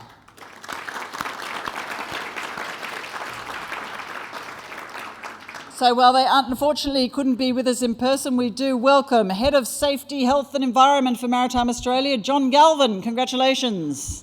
Thank you. Next up, congratulations to our finalist, Metcash.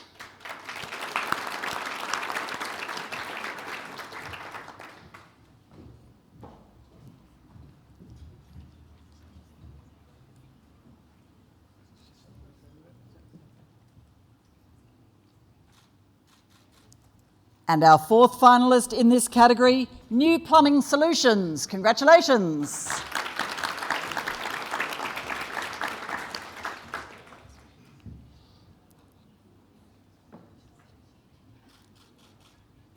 So in this category, we have both a highly commended recipient and a winner, and the highly commended award goes to BAE Systems Maritime Australia. Congratulations, John Galvin. Thank you.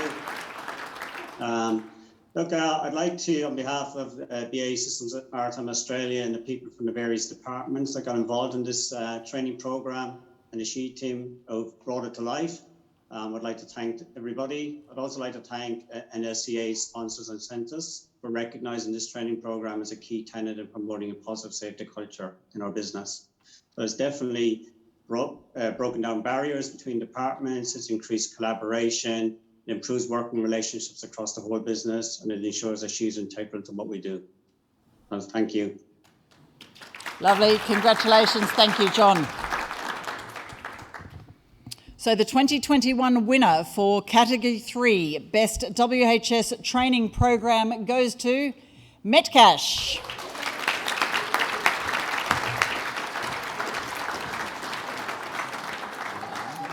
Now, musculoskeletal disorders are Metcash's leading source of workplace injuries, and acknowledging that everyone works and learns differently, the manual handling training program was refreshed and a multifaceted approach was adopted to build safe manual handling techniques by continuous positive reinforcement of key messages and driving safe habits. Results have seen a reduction in workers' compensation premiums and incidents through building an enabled and engaged workforce and leadership team. Congratulations, Metcash.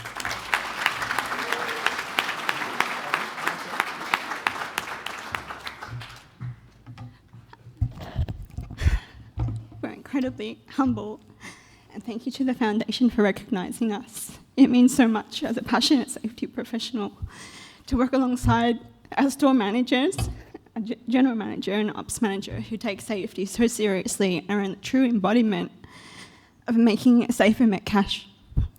For us, this project came along because COVID had such a different impact for us. Our volumes increased over COVID, and we needed to find a solution to really meet what it was for our workforce. We have a diverse workforce right across our hardware, liquor and food businesses.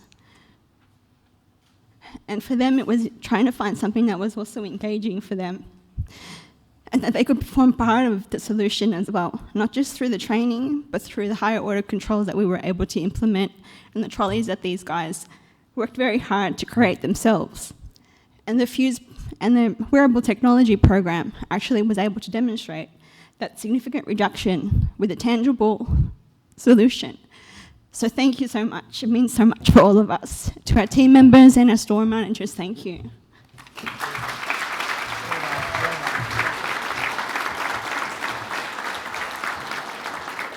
Congratulations to Metcalf. One more round of applause, please, for all our finalists, and thank you to Bill for presenting and to Centres for being the category sponsor.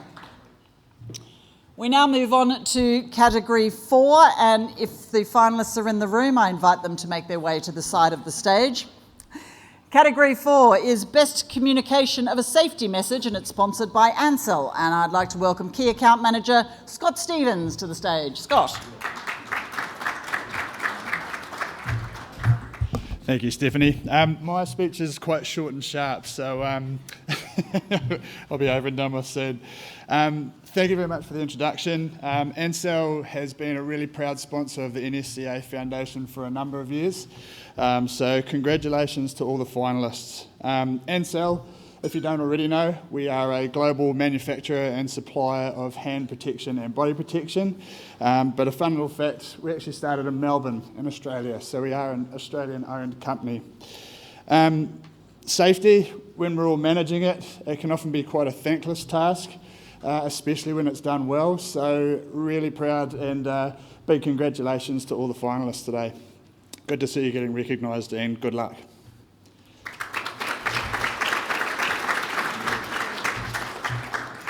Thank you very much indeed. Well, this category recognises organisations who have effectively and innovatively communicated a health and safety message to their workforce or to the community.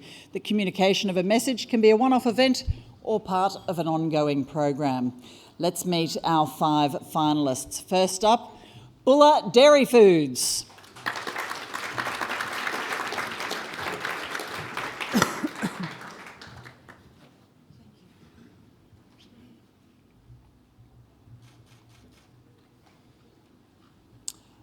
Next up, the JV between CBGU and D&C. Congratulations.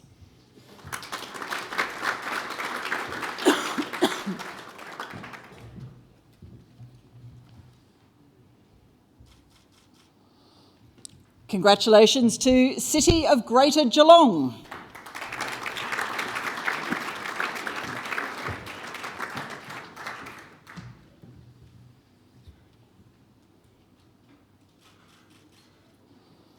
Our next finalist, Comfort Del Gro Australia, Regional Australia Division.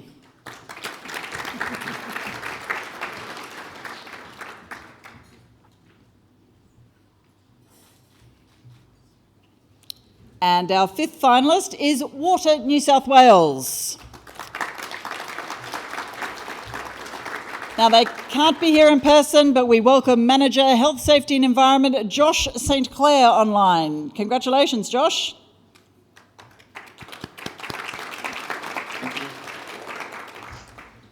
Hopefully Josh can hear us. Right, for this category, we have 2 highly commended recipients and a winner. The first highly commended award goes to City of Greater Geelong.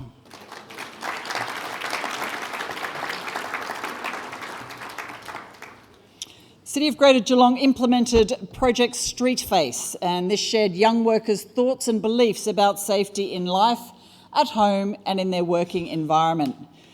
Giant 5x5 metre square stickers featuring photographs and in-person youth stories were placed on public buildings. Participants reported heightened safety conversations in the workplace, and the project has provided more open and honest consultation between at-risk work groups of all ages and backgrounds. Congratulations, City of Greater Geelong.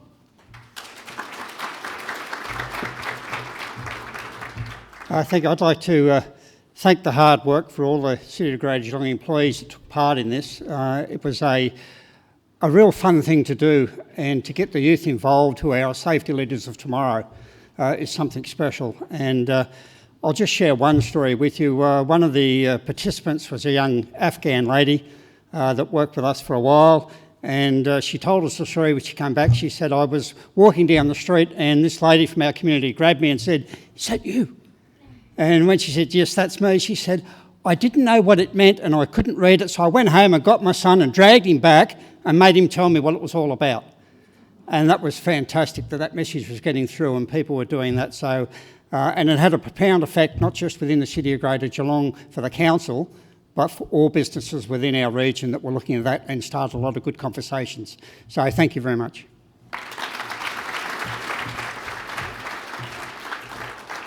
Yes, congratulations indeed. Now, our second highly commended award in this category goes to Comfort Delgro Australia, Regional Australia Division.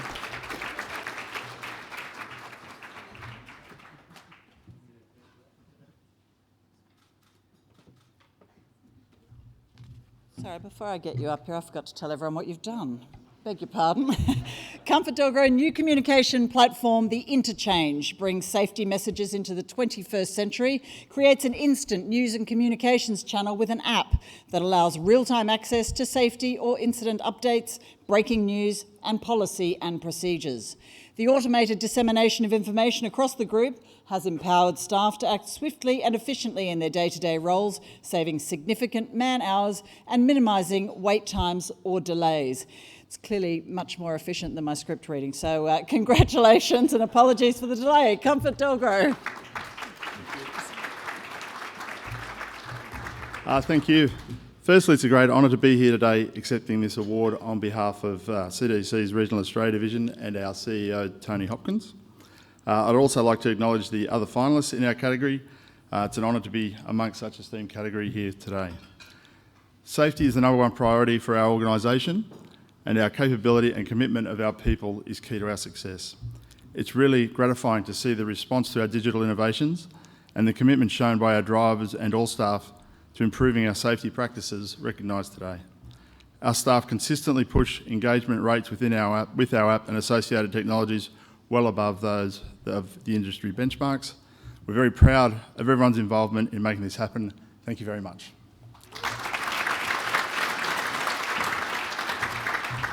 Yes, congratulations indeed. Now on to our winner, and the 2021 winner for Category 4 Best Communication of a Safety Message goes to CBGU DNC JV.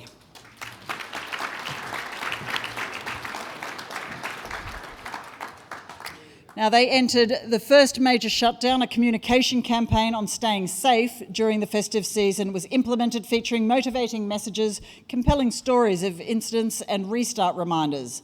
Feedback at the end of the campaign in January 2021 demonstrated that the workforce had a shared understanding of each other's reasons to protect and respect, reinforcing statistical achievements including 0 LTIs over 4.1 million hours. Congratulations, CBGU DNC.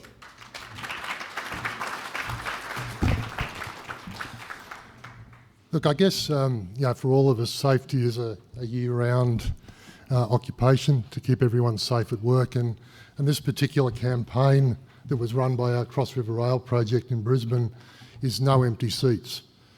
And it's making sure that everyone's home for Christmas. We have a real focus in construction. December and January are really high risk times for us. We've got to keep minds on the job. And this is just part of a whole series of campaigns that we run on the job. I'm really proud of the team up there. It's all run without corporate support.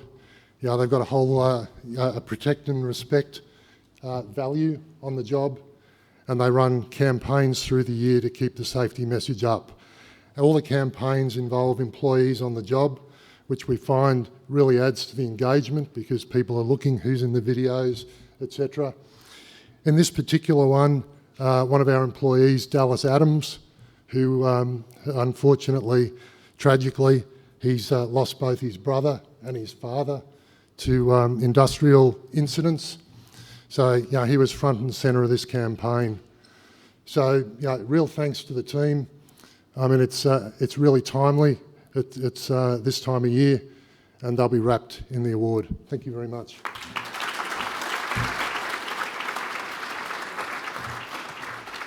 Yes, congratulations to all, and thank you to Category Awards sponsor Ansell and Scott for representing and presenting.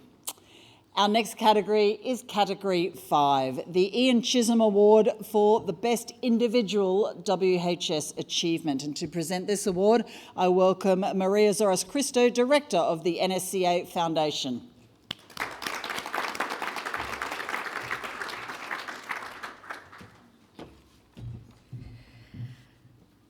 It's an absolute privilege to be able to announce the finalist for one of our most prestigious awards, the Ian Chisholm Award.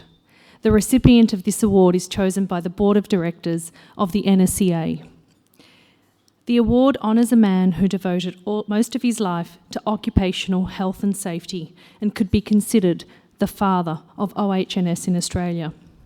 He was a major contributor to safety within Australia, and particularly the sugar industry, and served on the National Safety Council of Australia for approximately 30 years.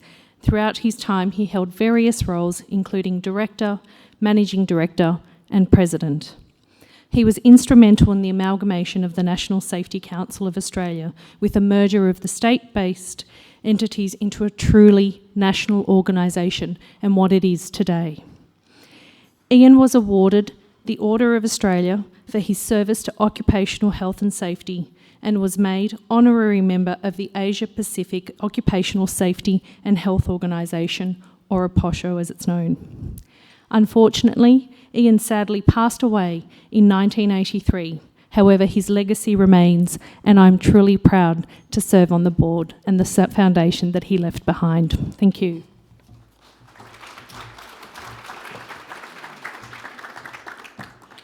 Thank you very much indeed, Maria. Well, this category does recognise the outstanding contribution of an individual with or without formal WHS responsibilities.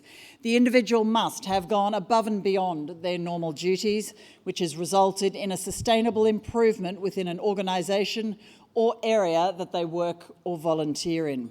Now, you will have noticed in your program guide that there are 2 finalists listed that were selected from all the nominations received.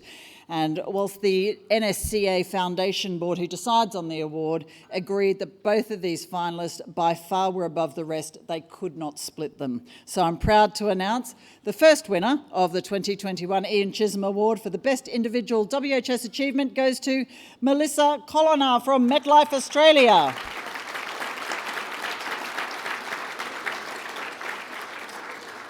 Now, Melissa's joining us online, I believe. Due to COVID-19 and lockdowns across Australia, the insurance industry predicted greater risk of suicidal ideation across Australia, and Melissa explored how MetLife frontline staff could assist with suicide prevention and how MetLife could assist frontline workers in managing psychosocial risks associated when dealing with suicidal callers.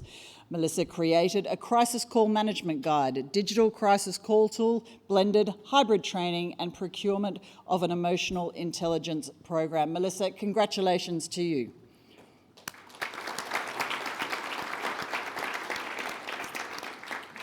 So we congratulate her in absentia, and we go on to our second winner. The second winner of the 2021, the Ian Chisholm Award for Best Individual WHS Achievement goes to Sandy Hatfield from St John of God, Berwick. Congratulations, Sandy.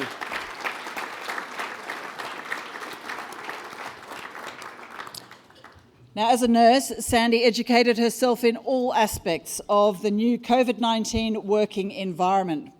St John of God, Berwick converted a hospital ward into a COVID-positive nursing home ward, and Sandy volunteered to work there as a nurse.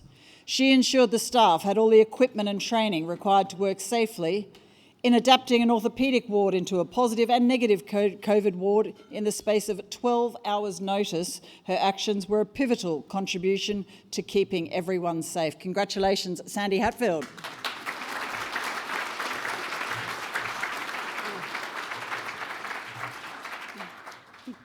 Very overwhelmed. Thank you so much. I was encouraged to write a speech, and thankfully I did, because I wouldn't know what to say. I'm very overwhelmed. Pardon me. Thank you for the privilege of being included in this group of innovative and inspirational leaders in workplace safety. I was initially overwhelmed when informed of my nomination and consequent finalist announcement, and only can say that I didn't get here alone. The workplace culture and systems embedded in the St John of God Hospital and its leadership team has always supported my endeavours to keep myself and colleagues in a safe and practical place. When I commenced nursing at St Vincent's Hospital in Melbourne in 1989, it wasn't so. And I soon realised to care for patients meant I would also have to care for myself and fellow workers. Nurses are fundamentally ready to put themselves into a protective role, often at times at their own peril. Being part of the nursing fraternity is my greatest joy, and to be part of keeping them safe makes me very proud. Over my time as a manual handling educator at St John of God in Berwick, in the last 15 years, I've enjoyed meeting every nurse and carer who walk through the doors, and I'm always pleased when they remember my name and seek me out for advice. This award came about because they all put themselves out of their comfort zone and responded to the call. And how could I do any less?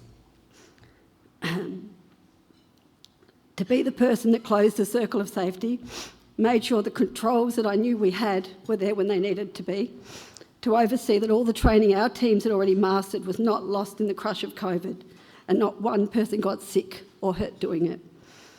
I celebrate this award with this wonderful group of people and look forward to their ongoing support, having this year just completed my Cert 4 in OH&S with Victorian WorkSafe and A&MF sponsorship. I look forward to many more opportunities to contribute and share the safety message in a real and meaningful way. I need to thank Catherine, my OH&S manager, Lisa, my CEO, and Gary, my husband. Thank you so much. Great privilege.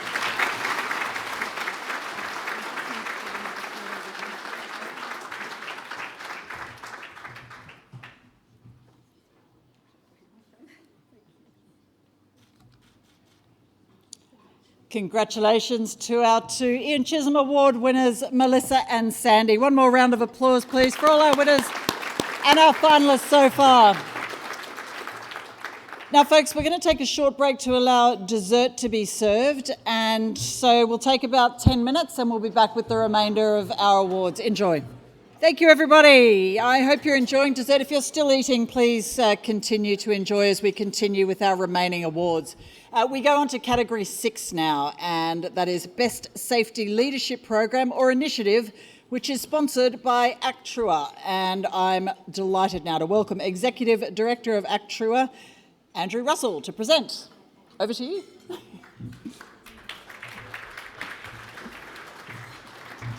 Thanks, Stephanie. It is an absolute pleasure to be here again after having partnered with NSCA Foundation for many years in this category. It was 2014 was the first year that we sponsored this award, and year in, year out, we've been absolutely blown away and inspired by the types of programs and initiatives that leaders actually bring to organisations. And this category is specifically for leaders. When Actrua partners with organisations, we focus in on safety culture. So it's safety measurement, leadership capability, how to engage the workforce, and supporting organisations to do leader-led initiatives. So they're actually developing and implementing them within the organisation. With our team scattered around Australia and a couple of people who are based overseas, we, in the last 10 years alone, have worked in 25 countries and with over 60,000 people. And those programs absolutely shift culture and performance. What we find is the distinguishing factor when safety leadership is real and alive and can be felt, measured and understood is when leaders absolutely make the difference. In a couple of organisations we work with, we've seen 75% reduction in injuries and incidents within a 12 to 24-month period. The ROI is amazing, but it's not for any simple reason. It's simply that people are doing their best and bringing their best as leaders, and it's so wonderful to be amongst so many of you today. So as I said, Actrua has sponsored this award since 2014. Year in, year out, either myself or another member of my team have stood here and met organisations we have never had anything to do with and been blown away by how impressive they are. For the first time in these last 7 years, in fact, the finalists are two organisations we know well.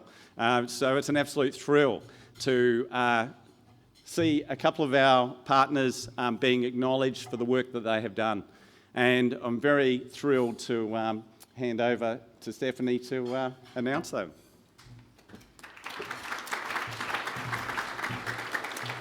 Thank you very much indeed, Andrew. This category recognises the decisions and actions of directors, CEOs and/or executive managers to make safety a business priority. So our two finalists are, firstly, Murrumbidgee Irrigation. Congratulations.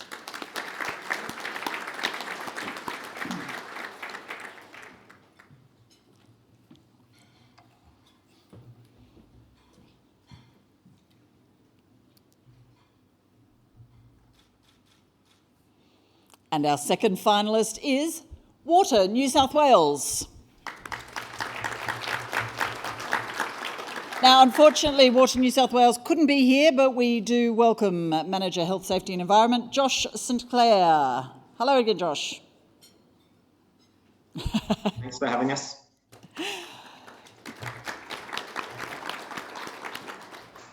And our winner for Category 6, Best Safety Leadership Program or Initiative goes to Water New South Wales.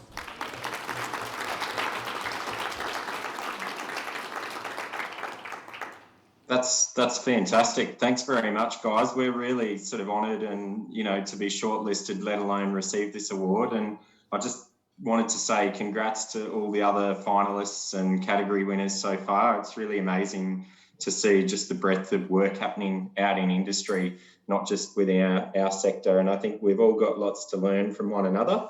I really also just want to thank Water New South Wales, because this wouldn't have been possible if we didn't have the sort of leadership and commitment that we do as an organisation around safety. Since 2015, when the organisation formed from a number of different organisations, we've sort of been on a journey with respect to our safety culture. We've implemented a couple of programs over the last sort of 5 to 7 years around sort of switching on and our Safe for Life program, and we're actually still on that journey. We're about to launch into a new phase, which we're calling the Next Frontier, which is really about shifting our culture towards that generative culture. Look, Actrua have been there, as Andrew mentioned, since the start. They've been our leadership and safety partner, and we've certainly valued their contribution to our programs and the Actrua team.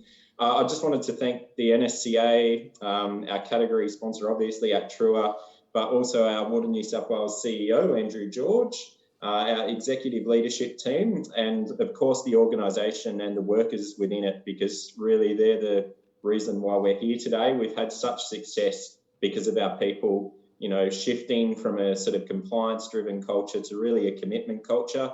And it's just, fantastic. Thanks very much, guys. Thank you, Josh. Congratulations to Water New South Wales and congratulations to our other finalist, Murrumbidgee Irrigation. We're grateful to category sponsor Actrua and Andrew for coming up to present. Thank you so much.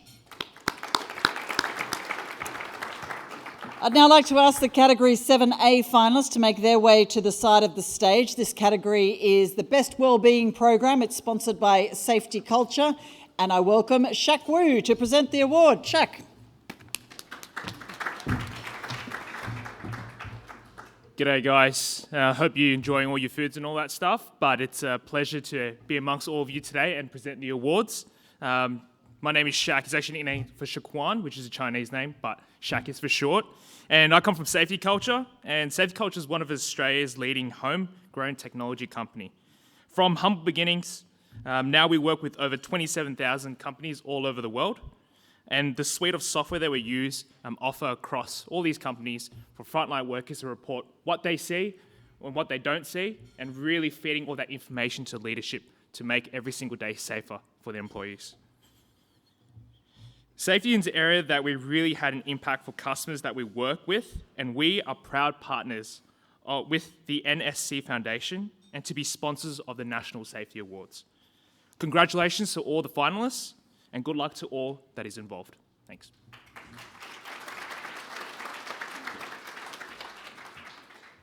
Shak, thank you so very much indeed. This category focuses on companies that have commitment from management and engagement from employees in the successful development and implementation of wellbeing programs. We have 4 finalists. Would you please congratulate Linfox Logistics?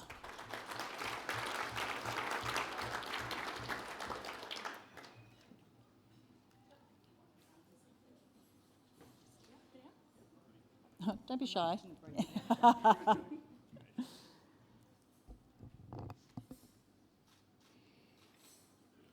Our next category 7A finalist, congratulations, Officeworks.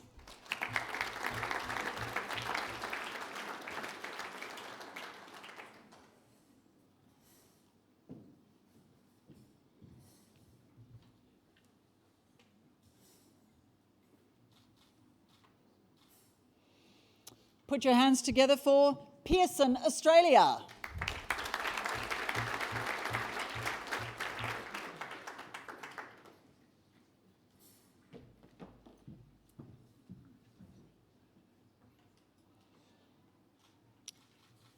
And rounding out our finalists, congratulations, Stowe Australia.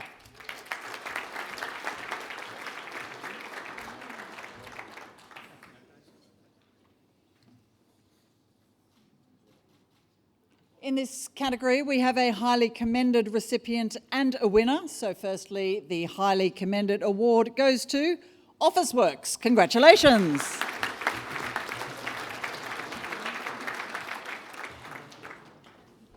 Now, Officeworks partnered with Moving Minds to develop a program to increase social connection, engagement and physical activity on an inbuilt platform with leaderboards.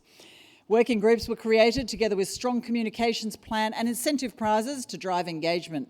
Results include mental health scores improved by 18.6%, overall wellbeing improved by 10.3%, 74% of participants were active on the water cooler, total of over 1.5 billion steps and more than 1 million.06 kilometres. So congratulations to Officeworks. I'm thrilled to accept this award on behalf of Officeworks. We're really at the beginning of the journey in health and wellbeing at Officeworks, so to be a finalist amongst these other finalists is something that we're really, really proud of. Our team has worked incredibly hard over the past 2 years to keep Australia connected, to learn, work, create remotely, as we've all been through the pandemic. And so for our team to have this really fantastic health and wellbeing program that Moving Minds helped us implement for our business was really phenomenal, as this was our first major initiative of our program. We have an amazing leadership team at Officeworks that are really encouraging us to commence this journey and to really help make bigger things happen for our team. And we have some of our team here today that really did shine through the challenge and really contributed to some of those outcomes that Stephanie referred to. So I'd really like to thank our team, because we can offer any amazing initiatives that we think think as health and wellbeing managers are amazing, but if our team doesn't engage with that, then really what is the value to the business? So thank you to our team for really engaging and participating, to my manager Travis for his support as we do embark through this journey, and thank you all.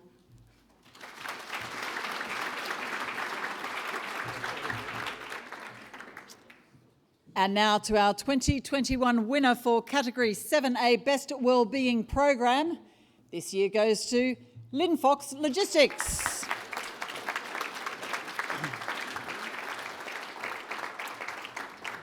So recognising the impact of connecting communities with essential goods plus the added COVID-19 pressures upon warehouses and drivers, Linfox implemented Healthy Fox, a holistic approach. The program includes mental health, general health, nutrition and fitness and strength.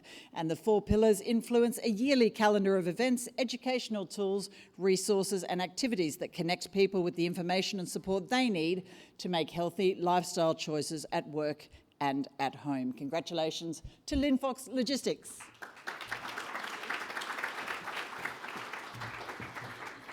Well, I'm very humbled by this.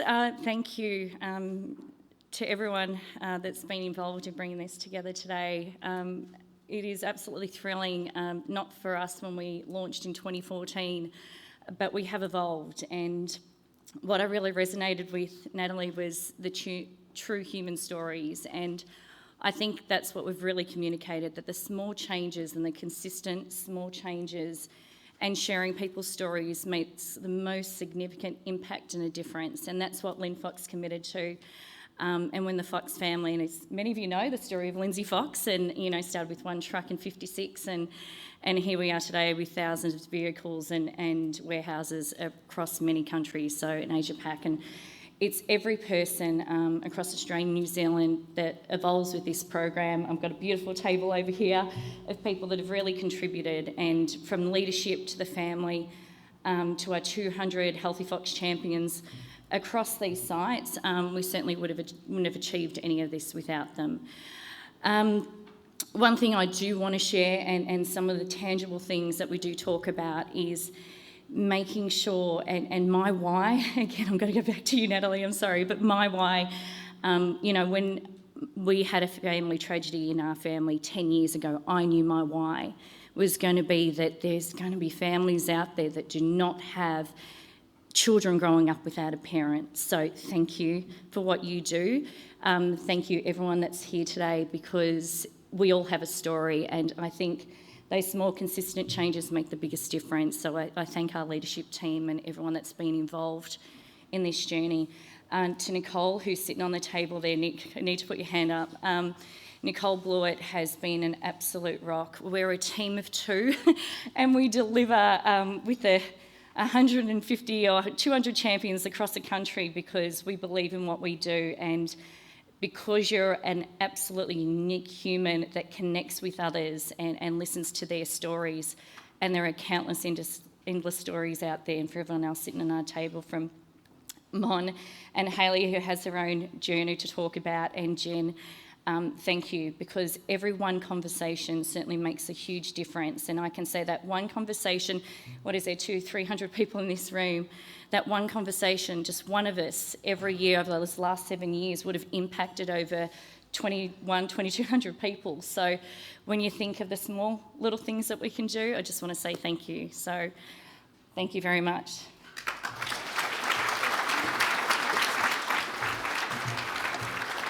Yes, congratulations to our winners and our finalists of Category 7A. And now we move on to Category 7B. Shaq, I don't think you get to run away that fast. Come back. Nice try, though. This category is Best Mental Health Program. It's again sponsored by Safety Culture, and the category focuses on companies that have implemented an innovative mental health program that has resulted in improvements within the organisation. Again, it can either be a one-off event or part of an ongoing program. There are 2 finalists in this category. They are Australia Post Group. Congratulations.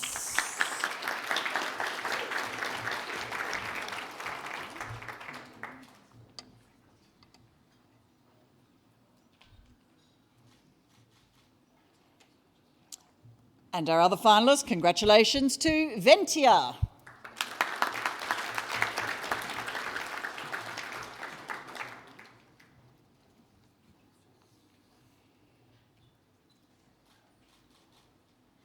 So the 2021 winner for Category 7B, Best Mental Health Program, goes to Ventia.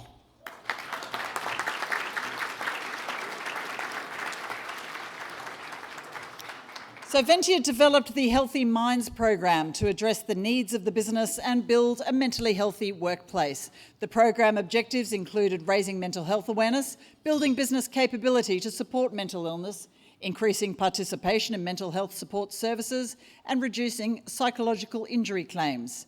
Results have exceeded expectations, and when Ventia acquired Broad Spectrum, the program was one of the key unifying platforms to bring together the two companies. So congratulations to Ventia. Thank you so much.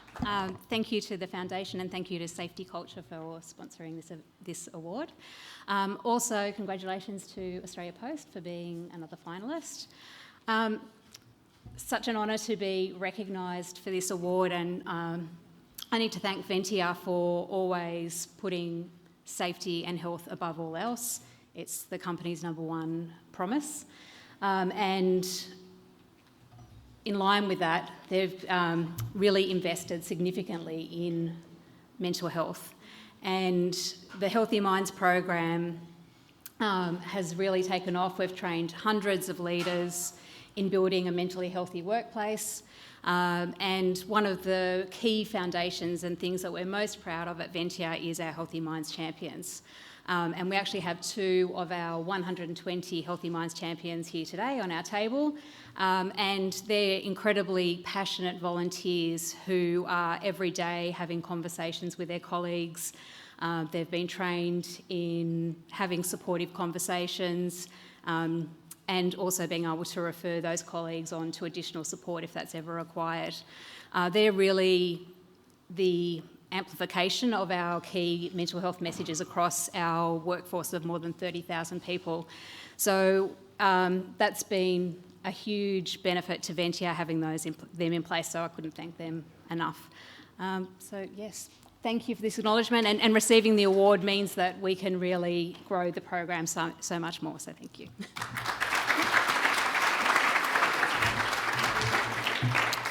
Congratulations to Ventia, congratulations to finalist Australia Post Group, and thank you, of course, to category sponsor Safety Culture. You're free now. Can I ask the Category 8 finalists who are in the room come to the side of the stage? This category is for the Best Return and Recovery at Work system. It's sponsored by GIO Workers' Compensation, and I now welcome Greg Myers, Acting Key Accounts Manager, to present the award. Welcome to you, Greg. Thank you, Steph. Firstly, GIO has been a dedicated sponsor of the NSCA Awards now for about 11 years. We believe that supports our commitment to both workplace health and safety for all employers. We're extremely proud to be sponsoring this new category, as we believe that returning people to work after a workplace injury is key from both a mental health and a physical perspective. This new category requires employers to describe the return to work systems and initiatives that they have introduced and the impact particularly that it's had on their staff and business. Finally, this category must demonstrate that their initiative has led to a sustainable return to work for injured employees, as well as improving the return to work rates. Finally, this category must also demonstrate that the improvement is part of their ongoing process to their business. So, best of luck to all the finalists.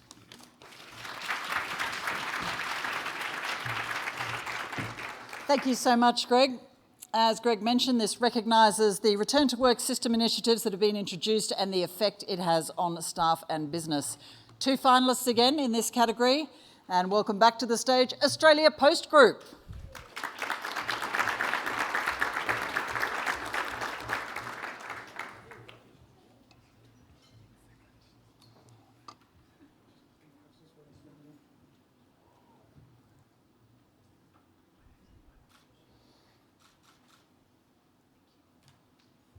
Our second finalist In this category, Lake Macquarie Police District, New South Wales Police Force.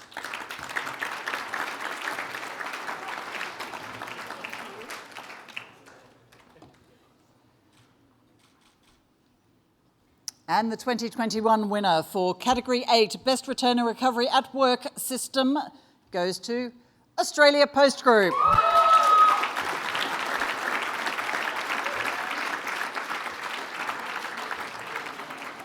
So Australia's Post's examination of rehabilitation cases identified a high prevalence of psychosocial risk factors that often eclipse the physical injury as the primary return to work barrier. A 12-month controlled trial of early identification and intervention for injured workers at risk of delayed recovery and disability was implemented. Results include improved mental health outcomes, quicker return to work, reduction of management cost, and engaged key stakeholders. Congratulations to Australia Post Group.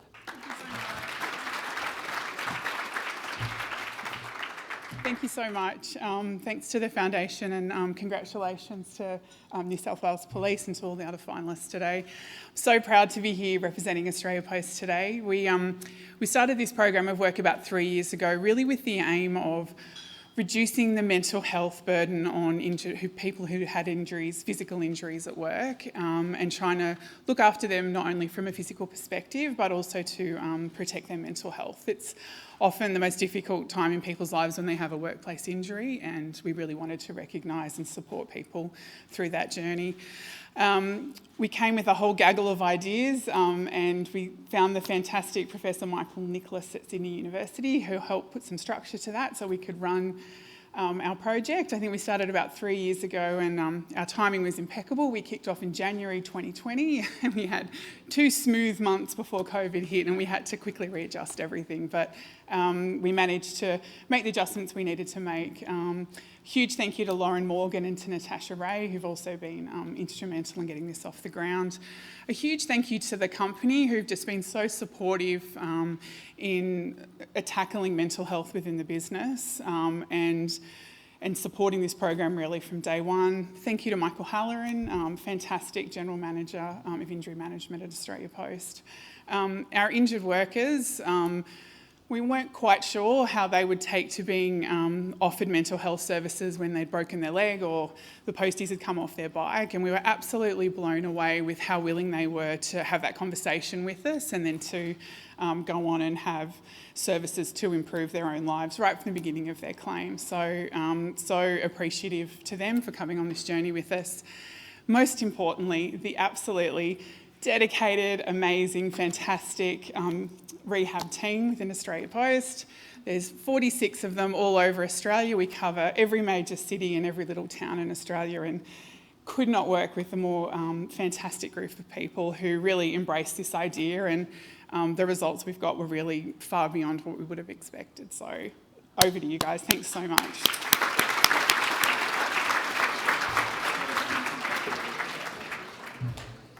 Yes, congratulations indeed, Australia Post Group, and thank you, of course, to the category-sponsored GIO Workers' Compensation.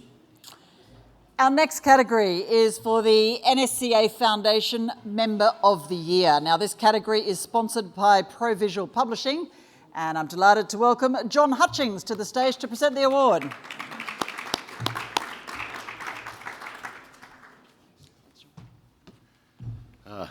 Good afternoon, everybody. I think I'll follow the trend and apologise for not actually being here in person. It was very, very interesting, Natalie, your presentation, fantastic, very inspirational. But one of the things that you said was a lot's changed since the 90s, which it certainly has. When I started ProVisual, there was a need for specific safety information in industry, which there wasn't at the time. All the safety information that was provided to industries was pretty much generic. So we started working in the automotive trades, but we started working with the industry governing bodies. So we approached them first because they're the ones who are at the coalface. They know what's going on in their industry, what's causing injury, what's causing fatality. So from that, we then expanded to now, I won't bore you by going through all of them, but 36 different vertical markets. So everything from mining, construction, transport, healthcare, etc. One of the things that has changed, which is interesting, and I see all of these mental health programs, which I certainly commend you on, but when we approach all of our industries, the one common theme over the past 2 to 3 years, when we ask them the question, what do you want us to focus on this year? And it's, well, tight work, slips, trips and falls, needle injuries, whatever. Every single association, every single industry is mental health and support for young workers. So obviously this COVID and everything else that's been going on has thrown us for a real curve. But I've never seen that in history, and I never thought I'd see that across every industry that we work in. So I commend you guys for your mental health programs and certainly keep them going. They're very, very worthwhile. And I think we are now the NSCA Foundation's longest, well, I think we're the longest serving partner. I think we're 14 years now. We've been here, and I'd ask them to stop putting in pictures of me presenting awards in 2013. It does tend to make me feel old, but very, very, very proud of our association and looking forward to continuing and congratulate everybody here. Thank you.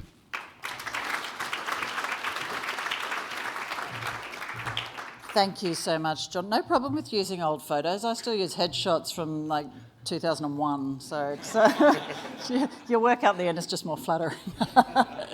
Ladies and gents, the Member of the Year award is presented to an existing NSCA Foundation member who's demonstrated outstanding commitment and support to raise awareness of best practices, WHS, OHS, for the membership community they help to serve. This award is voted on by the board of the NSCA Foundation. Our 2021 NSCA Foundation Member of the Year is Dr. Marilyn Hubner.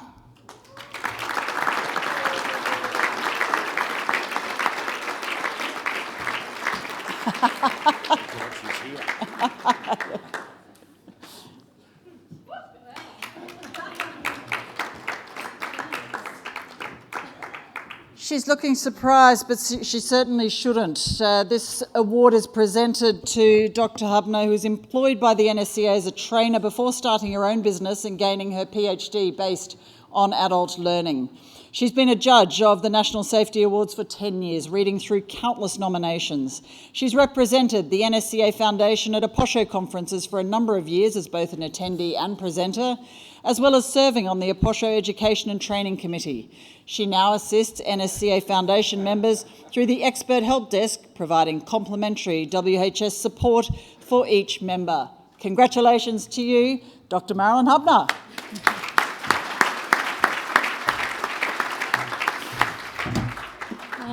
Yeah, thanks. Thanks to Dan Andrews for letting me out of Victoria.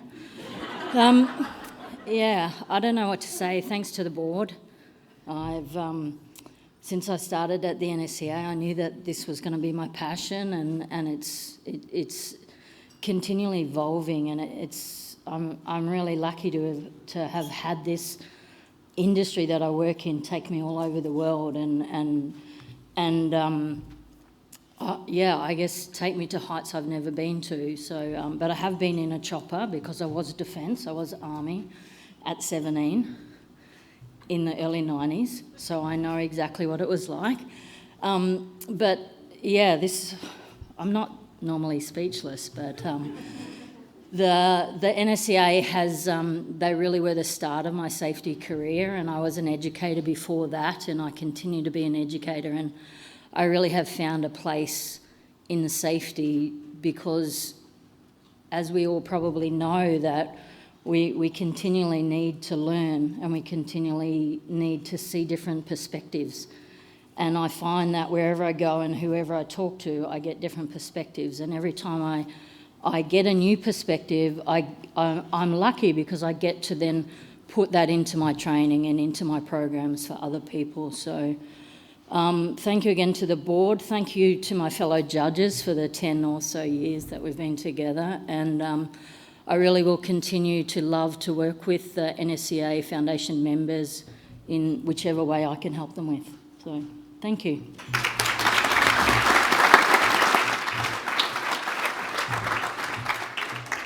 Yes, heartfelt congratulations, Marilyn, and thank you to our category sponsor, Pro Visual Publishing. Ladies and gents, it is a big congratulations to all the winners, to the highly commended and to the finalists from each of the category awards. The competition this year was very, very strong. There's no doubt everybody here today has achieved great success.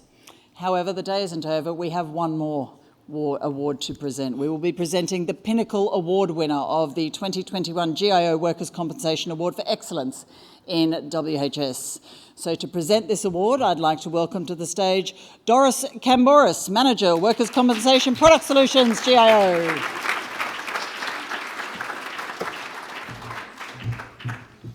So I now need to wear glasses. Yes, my name's Doris Camboris, and I've been part of the GIO Workers' Compensation team for several years. But it's also an incredible honour for GIO to continue to support these awards and the NSCA Foundation. And whilst it's been a strange time for us all, it's great to see how organisations have continued to focus on safety, and probably more so than ever before.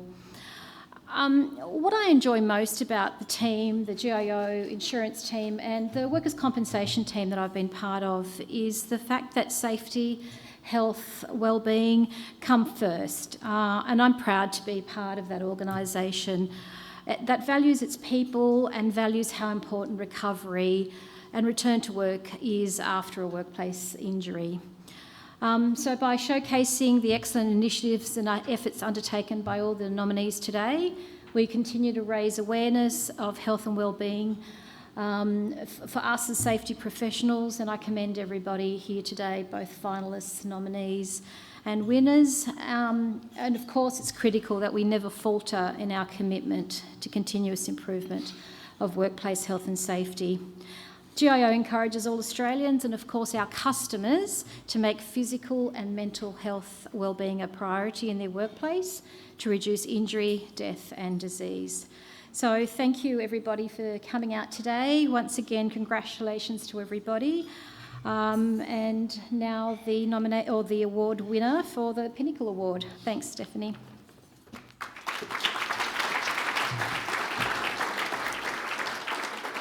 Thanks so much, Doris. As one of Australia's largest providers of workers' compensation insurance and part of Australia's largest personal injury insurer, GIO certainly understands the importance of achieving excellence in workplace safety. So it is now time to announce the 2021 GIO Workers' Compensation Award for Excellence in WHS. And this prestigious award is presented annually to the most outstanding achievement in work health and safety of an organisation, an alliance, or an individual. The award is not open for nomination. Instead, it is the 11 category winners who progress to the final stage to claim top honours here at today's awards. It is, as you can imagine, always difficult for judges to select only one winner from such a high standard of winning submissions, and 2021 is no different. In fact, this year, after much deliberation, the judges could not separate two of our winners. So for the first time in the history of the National Safety Awards of Excellence, we have joint winners. First up, would you put your hands together for Murrumbidgee Local Health?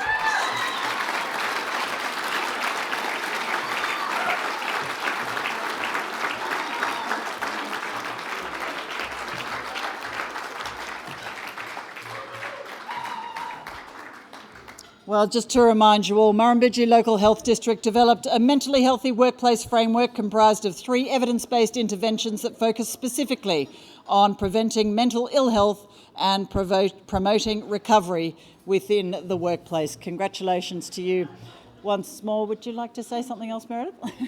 Hope you left something in the tank. A little bit. I tell you, if I felt overwhelmed before, I am absolutely overwhelmed now.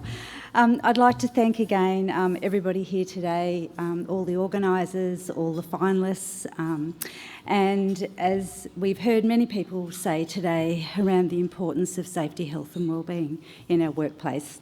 For Murrumbidgee, I'm so proud to work for Murrumbidgee Local Health District. Our goal is very much around ensuring that we provide a workplace culture that supports physical, psychological safety, where people feel supported and healthy in the workplace, because we know that this culture will result in improved patient outcomes for our consumers and patients. So thank you. I can't thank you all enough. And as I said, I'm very overwhelmed but very proud to be a part of today's ceremonies. Thank you.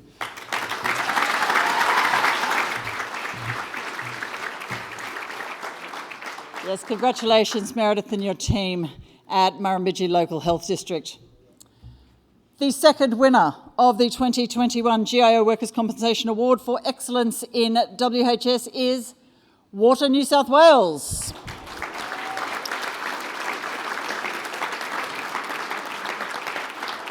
Now, as a reminder, inconsistent safety standards due to mergers at Water New South Wales prompted the board to approve new WHS targets, and to achieve objectives, a tailored program was designed and implemented to create a shared mindset that all incidents are preventable. As a result, there's been a profound cultural safety shift. Employees are empowered to have honest conversations. Employee engagement has increased, and there are significant improvements in lost time injury frequency rate and the Safety Climate Index. We're delighted to welcome back from Water New South Wales, Mr. Josh St Clair. Congratulations. Thank you, everyone. Yeah, completely unexpected and really overwhelmed. But again, yeah, just to reiterate what I said before, just thanks to everyone. Congratulations to all the winners. We have been on a journey. We acknowledge that we've still got lots more work to do. But I guess that's safety, isn't it? Like, you never sort of be complacent. You're always looking at what's next, and that's sort of where we're heading as an organisation. So really honoured to get this award, and thanks very much. Congratulations to Josh and his team. Meredith, to you and your team. One more round of applause, please, for our two Pinnacle Award winners. Thank you also to our major sponsor, GIO Workers' Compensation. I think you'll all agree it has been an amazing day of celebrating all of our safety heroes. For all the nominees, for the finalists, for the highly commended, for the winners, all our category sponsors and presenters, please give them a huge round of applause.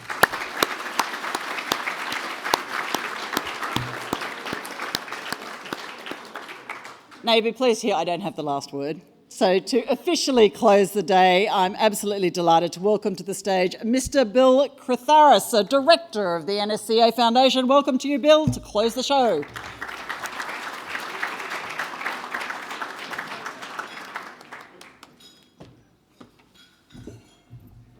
Thank you, Stephanie. And ladies and gentlemen, how about Stephanie Brantz? How about a very big round of applause for Stephanie?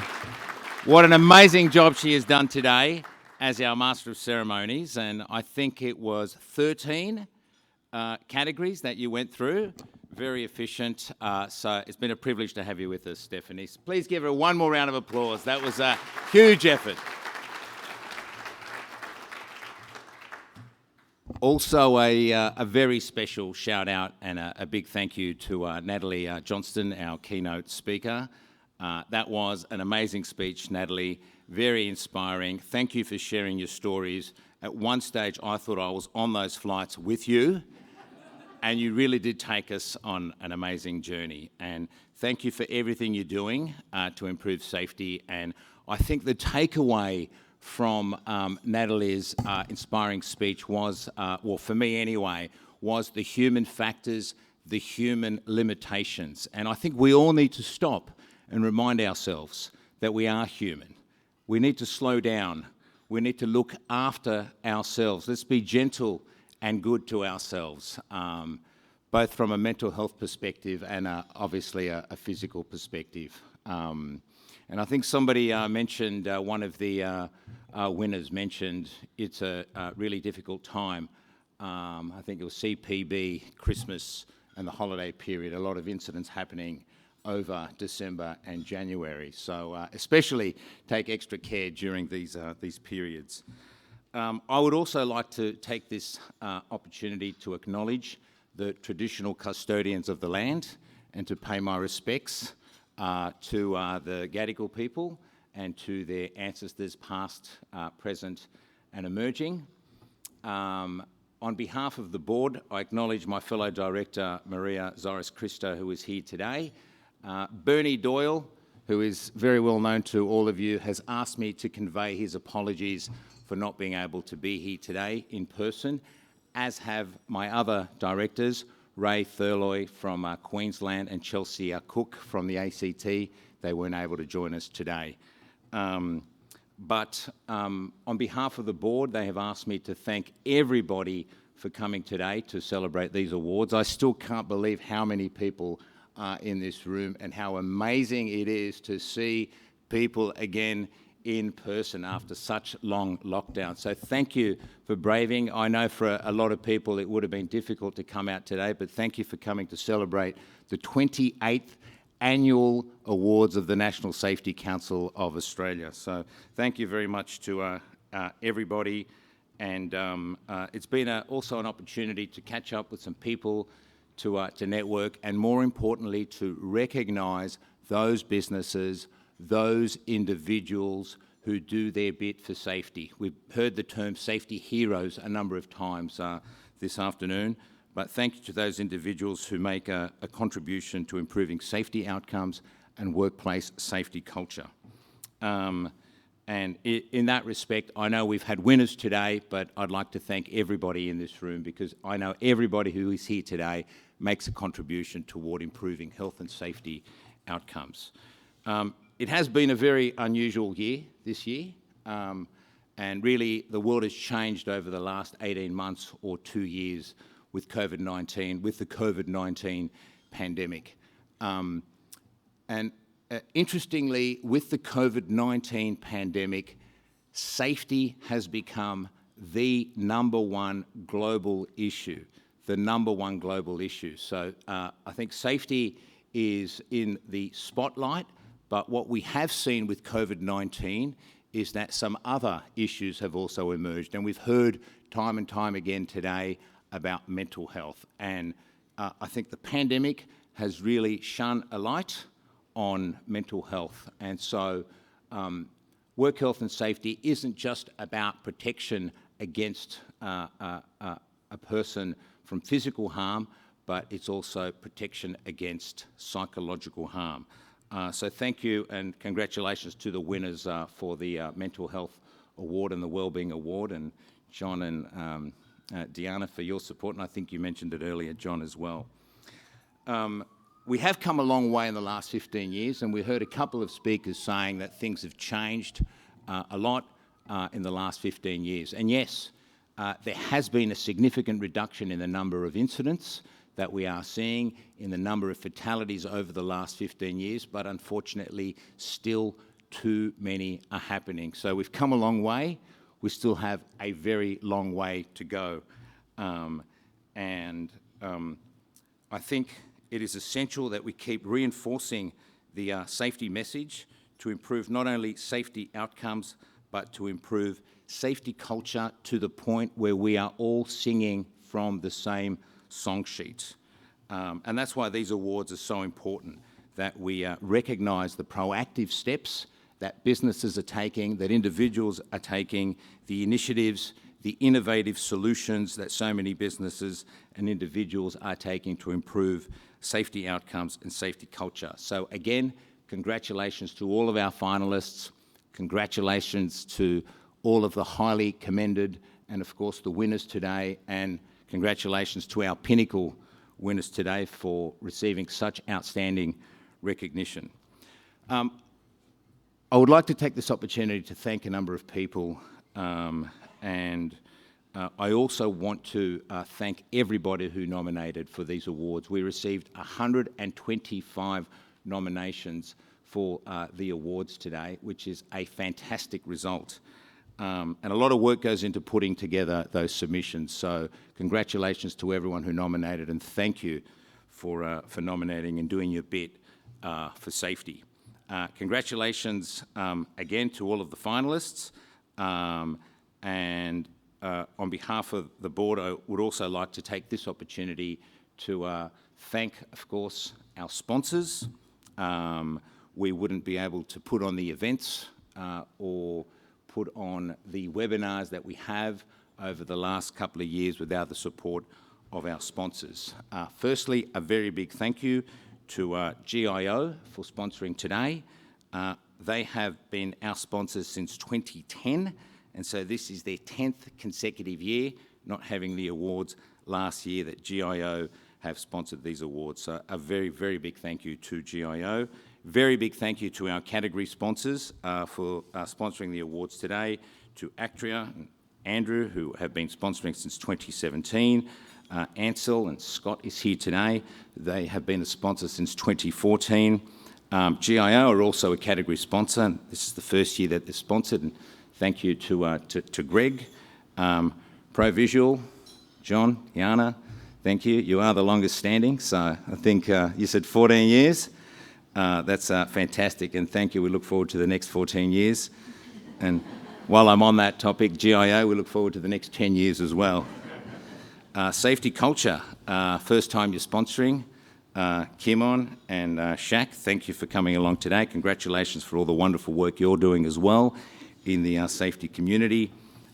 Eco Portal, also first year, and thank you to Stacey for being here. Centus, who have been a category sponsor since 2019, and Stowe, who have been a sponsor since 2014. And thank you to Craig. We are privileged to have you as our sponsors. We thank you for your continuing and ongoing support. A few more thank yous, ladies and gentlemen, and then I promise we will get to drinks. I do want a special shout out to our platinum partners, Active Occupational Health, Bridge Climb Sydney, AussieDriver.com, Ansell, CBRE, Eco Portal, Fire Safety Australia, our training partner, GIO, GreenCap, HSC Global, Lifeline, Youth Corp Australia, Cube, Centus, SitePass, Stowe, The Star, Toll, Viautorize, and of course, Spark Kilmore Lawyers. And shout out to my colleagues who are here today. We've got Ian, Rizana, Georgina, Jennifer, and Sophie. Thank you for coming along. And big thank you to the team for putting up with me, more importantly. And every one of these organisations that I've just mentioned are a very important part of the National Safety Council Foundation, and we thank you for your continuing support. A couple of strategic partners, and I would like to thank again Fire Safety Australia, our training partner, and I'm not just putting this slide up so I can give my firm another shout out, and thank you to Eco Portal as well for their ongoing support. Big thank you to the judging panel for all the hard work you've done. Marilyn, when you received that award, I have to say I've never seen someone look more shocked. So congratulations and thank you for all the work you've done. Michael Carmen, the chair and head judge since 2018, and also judge since 2010, couldn't be with us today, but a lot of time and effort goes into judging these awards, so big thank you to Michael and to all of the judges. Christian Frost has been a judge since 2011, David Portuis, who has been a judge since 2018, Elizabeth Tosti has been a judge since 2013. Promise, Elizabeth, I will not be sending you any more nasty letters, especially now that you're no longer with Safe Work New South Wales. Marilyn, again, thank you. You've been a judge since 2011. Michael Walsh, who has been a judge since 2019, Rod Maul since 2019, and Shane Billsborough has been a judge since 2013. And thank you for all the work you do as well, Shane, and to all of the judges for the hard work you've done. And I think you mentioned it, Shane, when you see the emotion and the reaction of the winners and the recipients of the highly commended, it all makes it worthwhile. So thank you again. A very big thank you to our wonderful staff at the National Safety Council of Australia and the team for their hard work for organising today's function. It has been a very difficult year. I would like a special shout out to Bernie Doyle.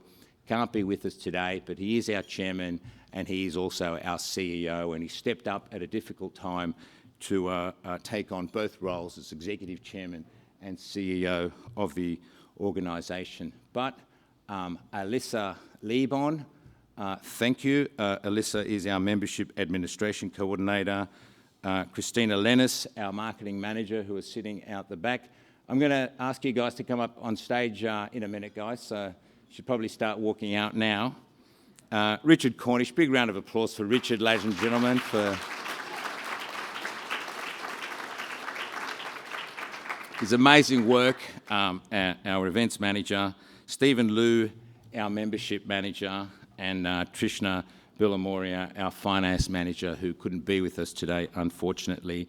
But can you please come up on stage, guys? Come on, Richard. I know you come up on stage, and I really want to say a very big thank you on behalf of the board and on behalf of Bernie for all your hard work. Come on.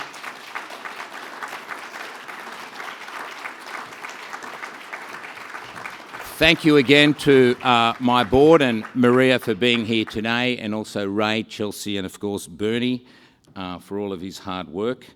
Put your hands together for the team.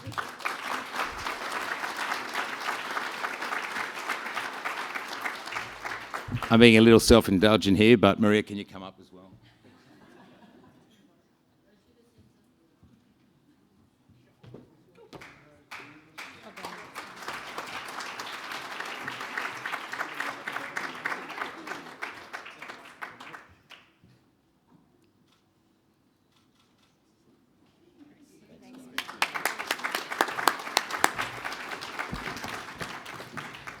So thank you again, and big thank you to our wonderful team at the NSCA. Now, you may have heard, ladies and gentlemen, Bernie may have mentioned this once or twice, but we are hosting the Aposho conference next year in Melbourne, if you don't already know.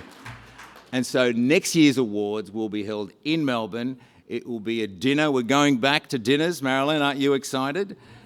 And that will be on the 25th of November at the Crown. So we have now a very special presentation, a video, Richard, on Aposho.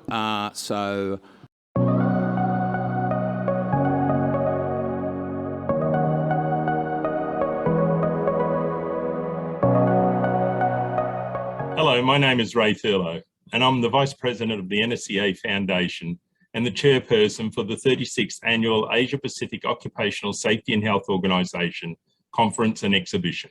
This conference shall be held on the 23rd to the 25th of November 2022 at the Melbourne Convention and Exhibition Centre in Melbourne, Australia. Aposho 36 will be a chance to reconnect face-to-face with work health and safety professionals, not only from across Australia, but from the entire Asia Pacific region and beyond. The conference will involve speakers from across the world in 3 streams on a variety of work health and safety topics. Integrated into Aposho 36 will be the 29th National Safety Awards of Excellence Gala Dinner, which will recognise the World Health and Safety achievements by Australian companies. The Gala Dinner will be held at the Palladium at Crown, which is just a short walk from the Melbourne Convention and Exhibition Centre. The NSCA Foundation is proud to be the host organisation of Aposho 36 in what will be our 95th year of helping Australian organisations protect their most important asset, their people. Keeping in mind the conference theme of educate, enhance and involve, we have already commenced to piece together an interactive and inspiring conference program. I'm excited to announce our first 2 keynote speakers. Firstly, it is my pleasure to introduce Kelly Ferguson, who is a health and safety manager within the film and television industry. Good morning, everyone. My name is Kelly Ferguson. I'm a health and safety manager in the film industry. I'm really excited to be presenting at the 36th Asia Pacific Occupational Safety and Health Organisation Conference and Exhibition in November 2022 in Melbourne. So I guess what I'll be speaking about is my experience within the film industry, navigating 2 large-scale Disney movies through the global pandemic. And I guess on a broader level, how health has become a really integral and very highlighted part of workplace health and safety since the global pandemic commenced last year. So I'll be speaking a little bit about the challenges faced with a film of 1,200 crew members throughout COVID, and we had issues like border closures, lockdowns of suburbs and areas, trying to get crew to Sydney, which was not actually the challenge, but we had a Christmas hiatus trying to get crew home. How do we keep them safe? How do we have 1,200 people working, moving around on locations and keep them safe during a global pandemic? So whilst COVID might be a little bit dry and boring, I can assure you that this talk will be anything but. It's been a very challenging time, and obviously towards the end we had another challenge thrown in with the Delta strain. So I look forward to sharing some of the insights. Interestingly, that the whole conference is based around educate, enhance and evolve, and this was really an evolution within the film industry, because prior to this we'd never had these roles and they were completely new. So I'll be also talking a little bit about my background and what brought me into this industry. So it's going to be very exciting, and I look forward to a weekend of collaboration and sharing lots of ideas, and I hope that I get to see you all there. Thank you. Bye. Thank you, Kelly. We look forward with great anticipation to hear the case study you'll share with all of us. I would also like to take this opportunity to introduce our first international keynote speaker, Hans-Horst Konvalesky, the president of the International ORP Foundation in Spain. Hi, my name is Hans-Horst Konvalesky, and I'm the president of the International ORP Foundation and Vision Zero ambassador of the ISA, the International Social Security Association. It is a great pleasure for me to greet you as one of the keynote speakers at Aposho 36 in Melbourne in November 2022. The COVID-19 pandemic has caused and is still causing a lot of disruptions and pain. On the positive side, however, it has demonstrated the importance of having robust and resilient health protection systems in place, and that everyone has an important role to play to prevent ill health at work and in society at large. In my keynote, I will address how the pandemic, together with other important challenges, is causing a dramatic change in the mindsets of business leaders, who increasingly are focusing on health and sustainability in their organizations.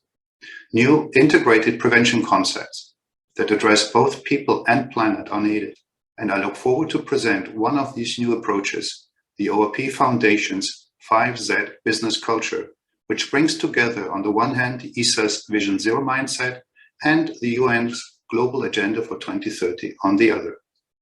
Dear colleagues and friends, I can't wait to seeing you all finally again in person in November 2022 in beautiful Melbourne at Aposho 36, one of the absolute OSH highlights of the year that cannot be missed.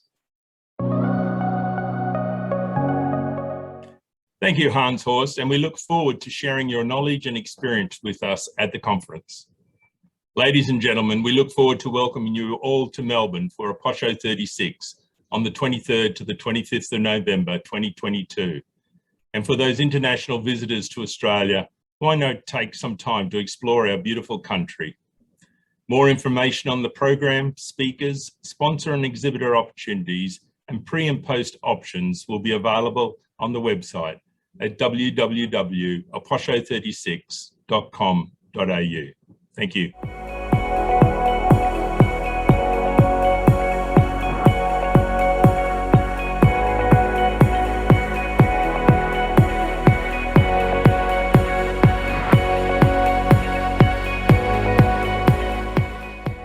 Thank you, Ray, and we are genuinely excited about Aposho, and we hope to see a lot of you there next year.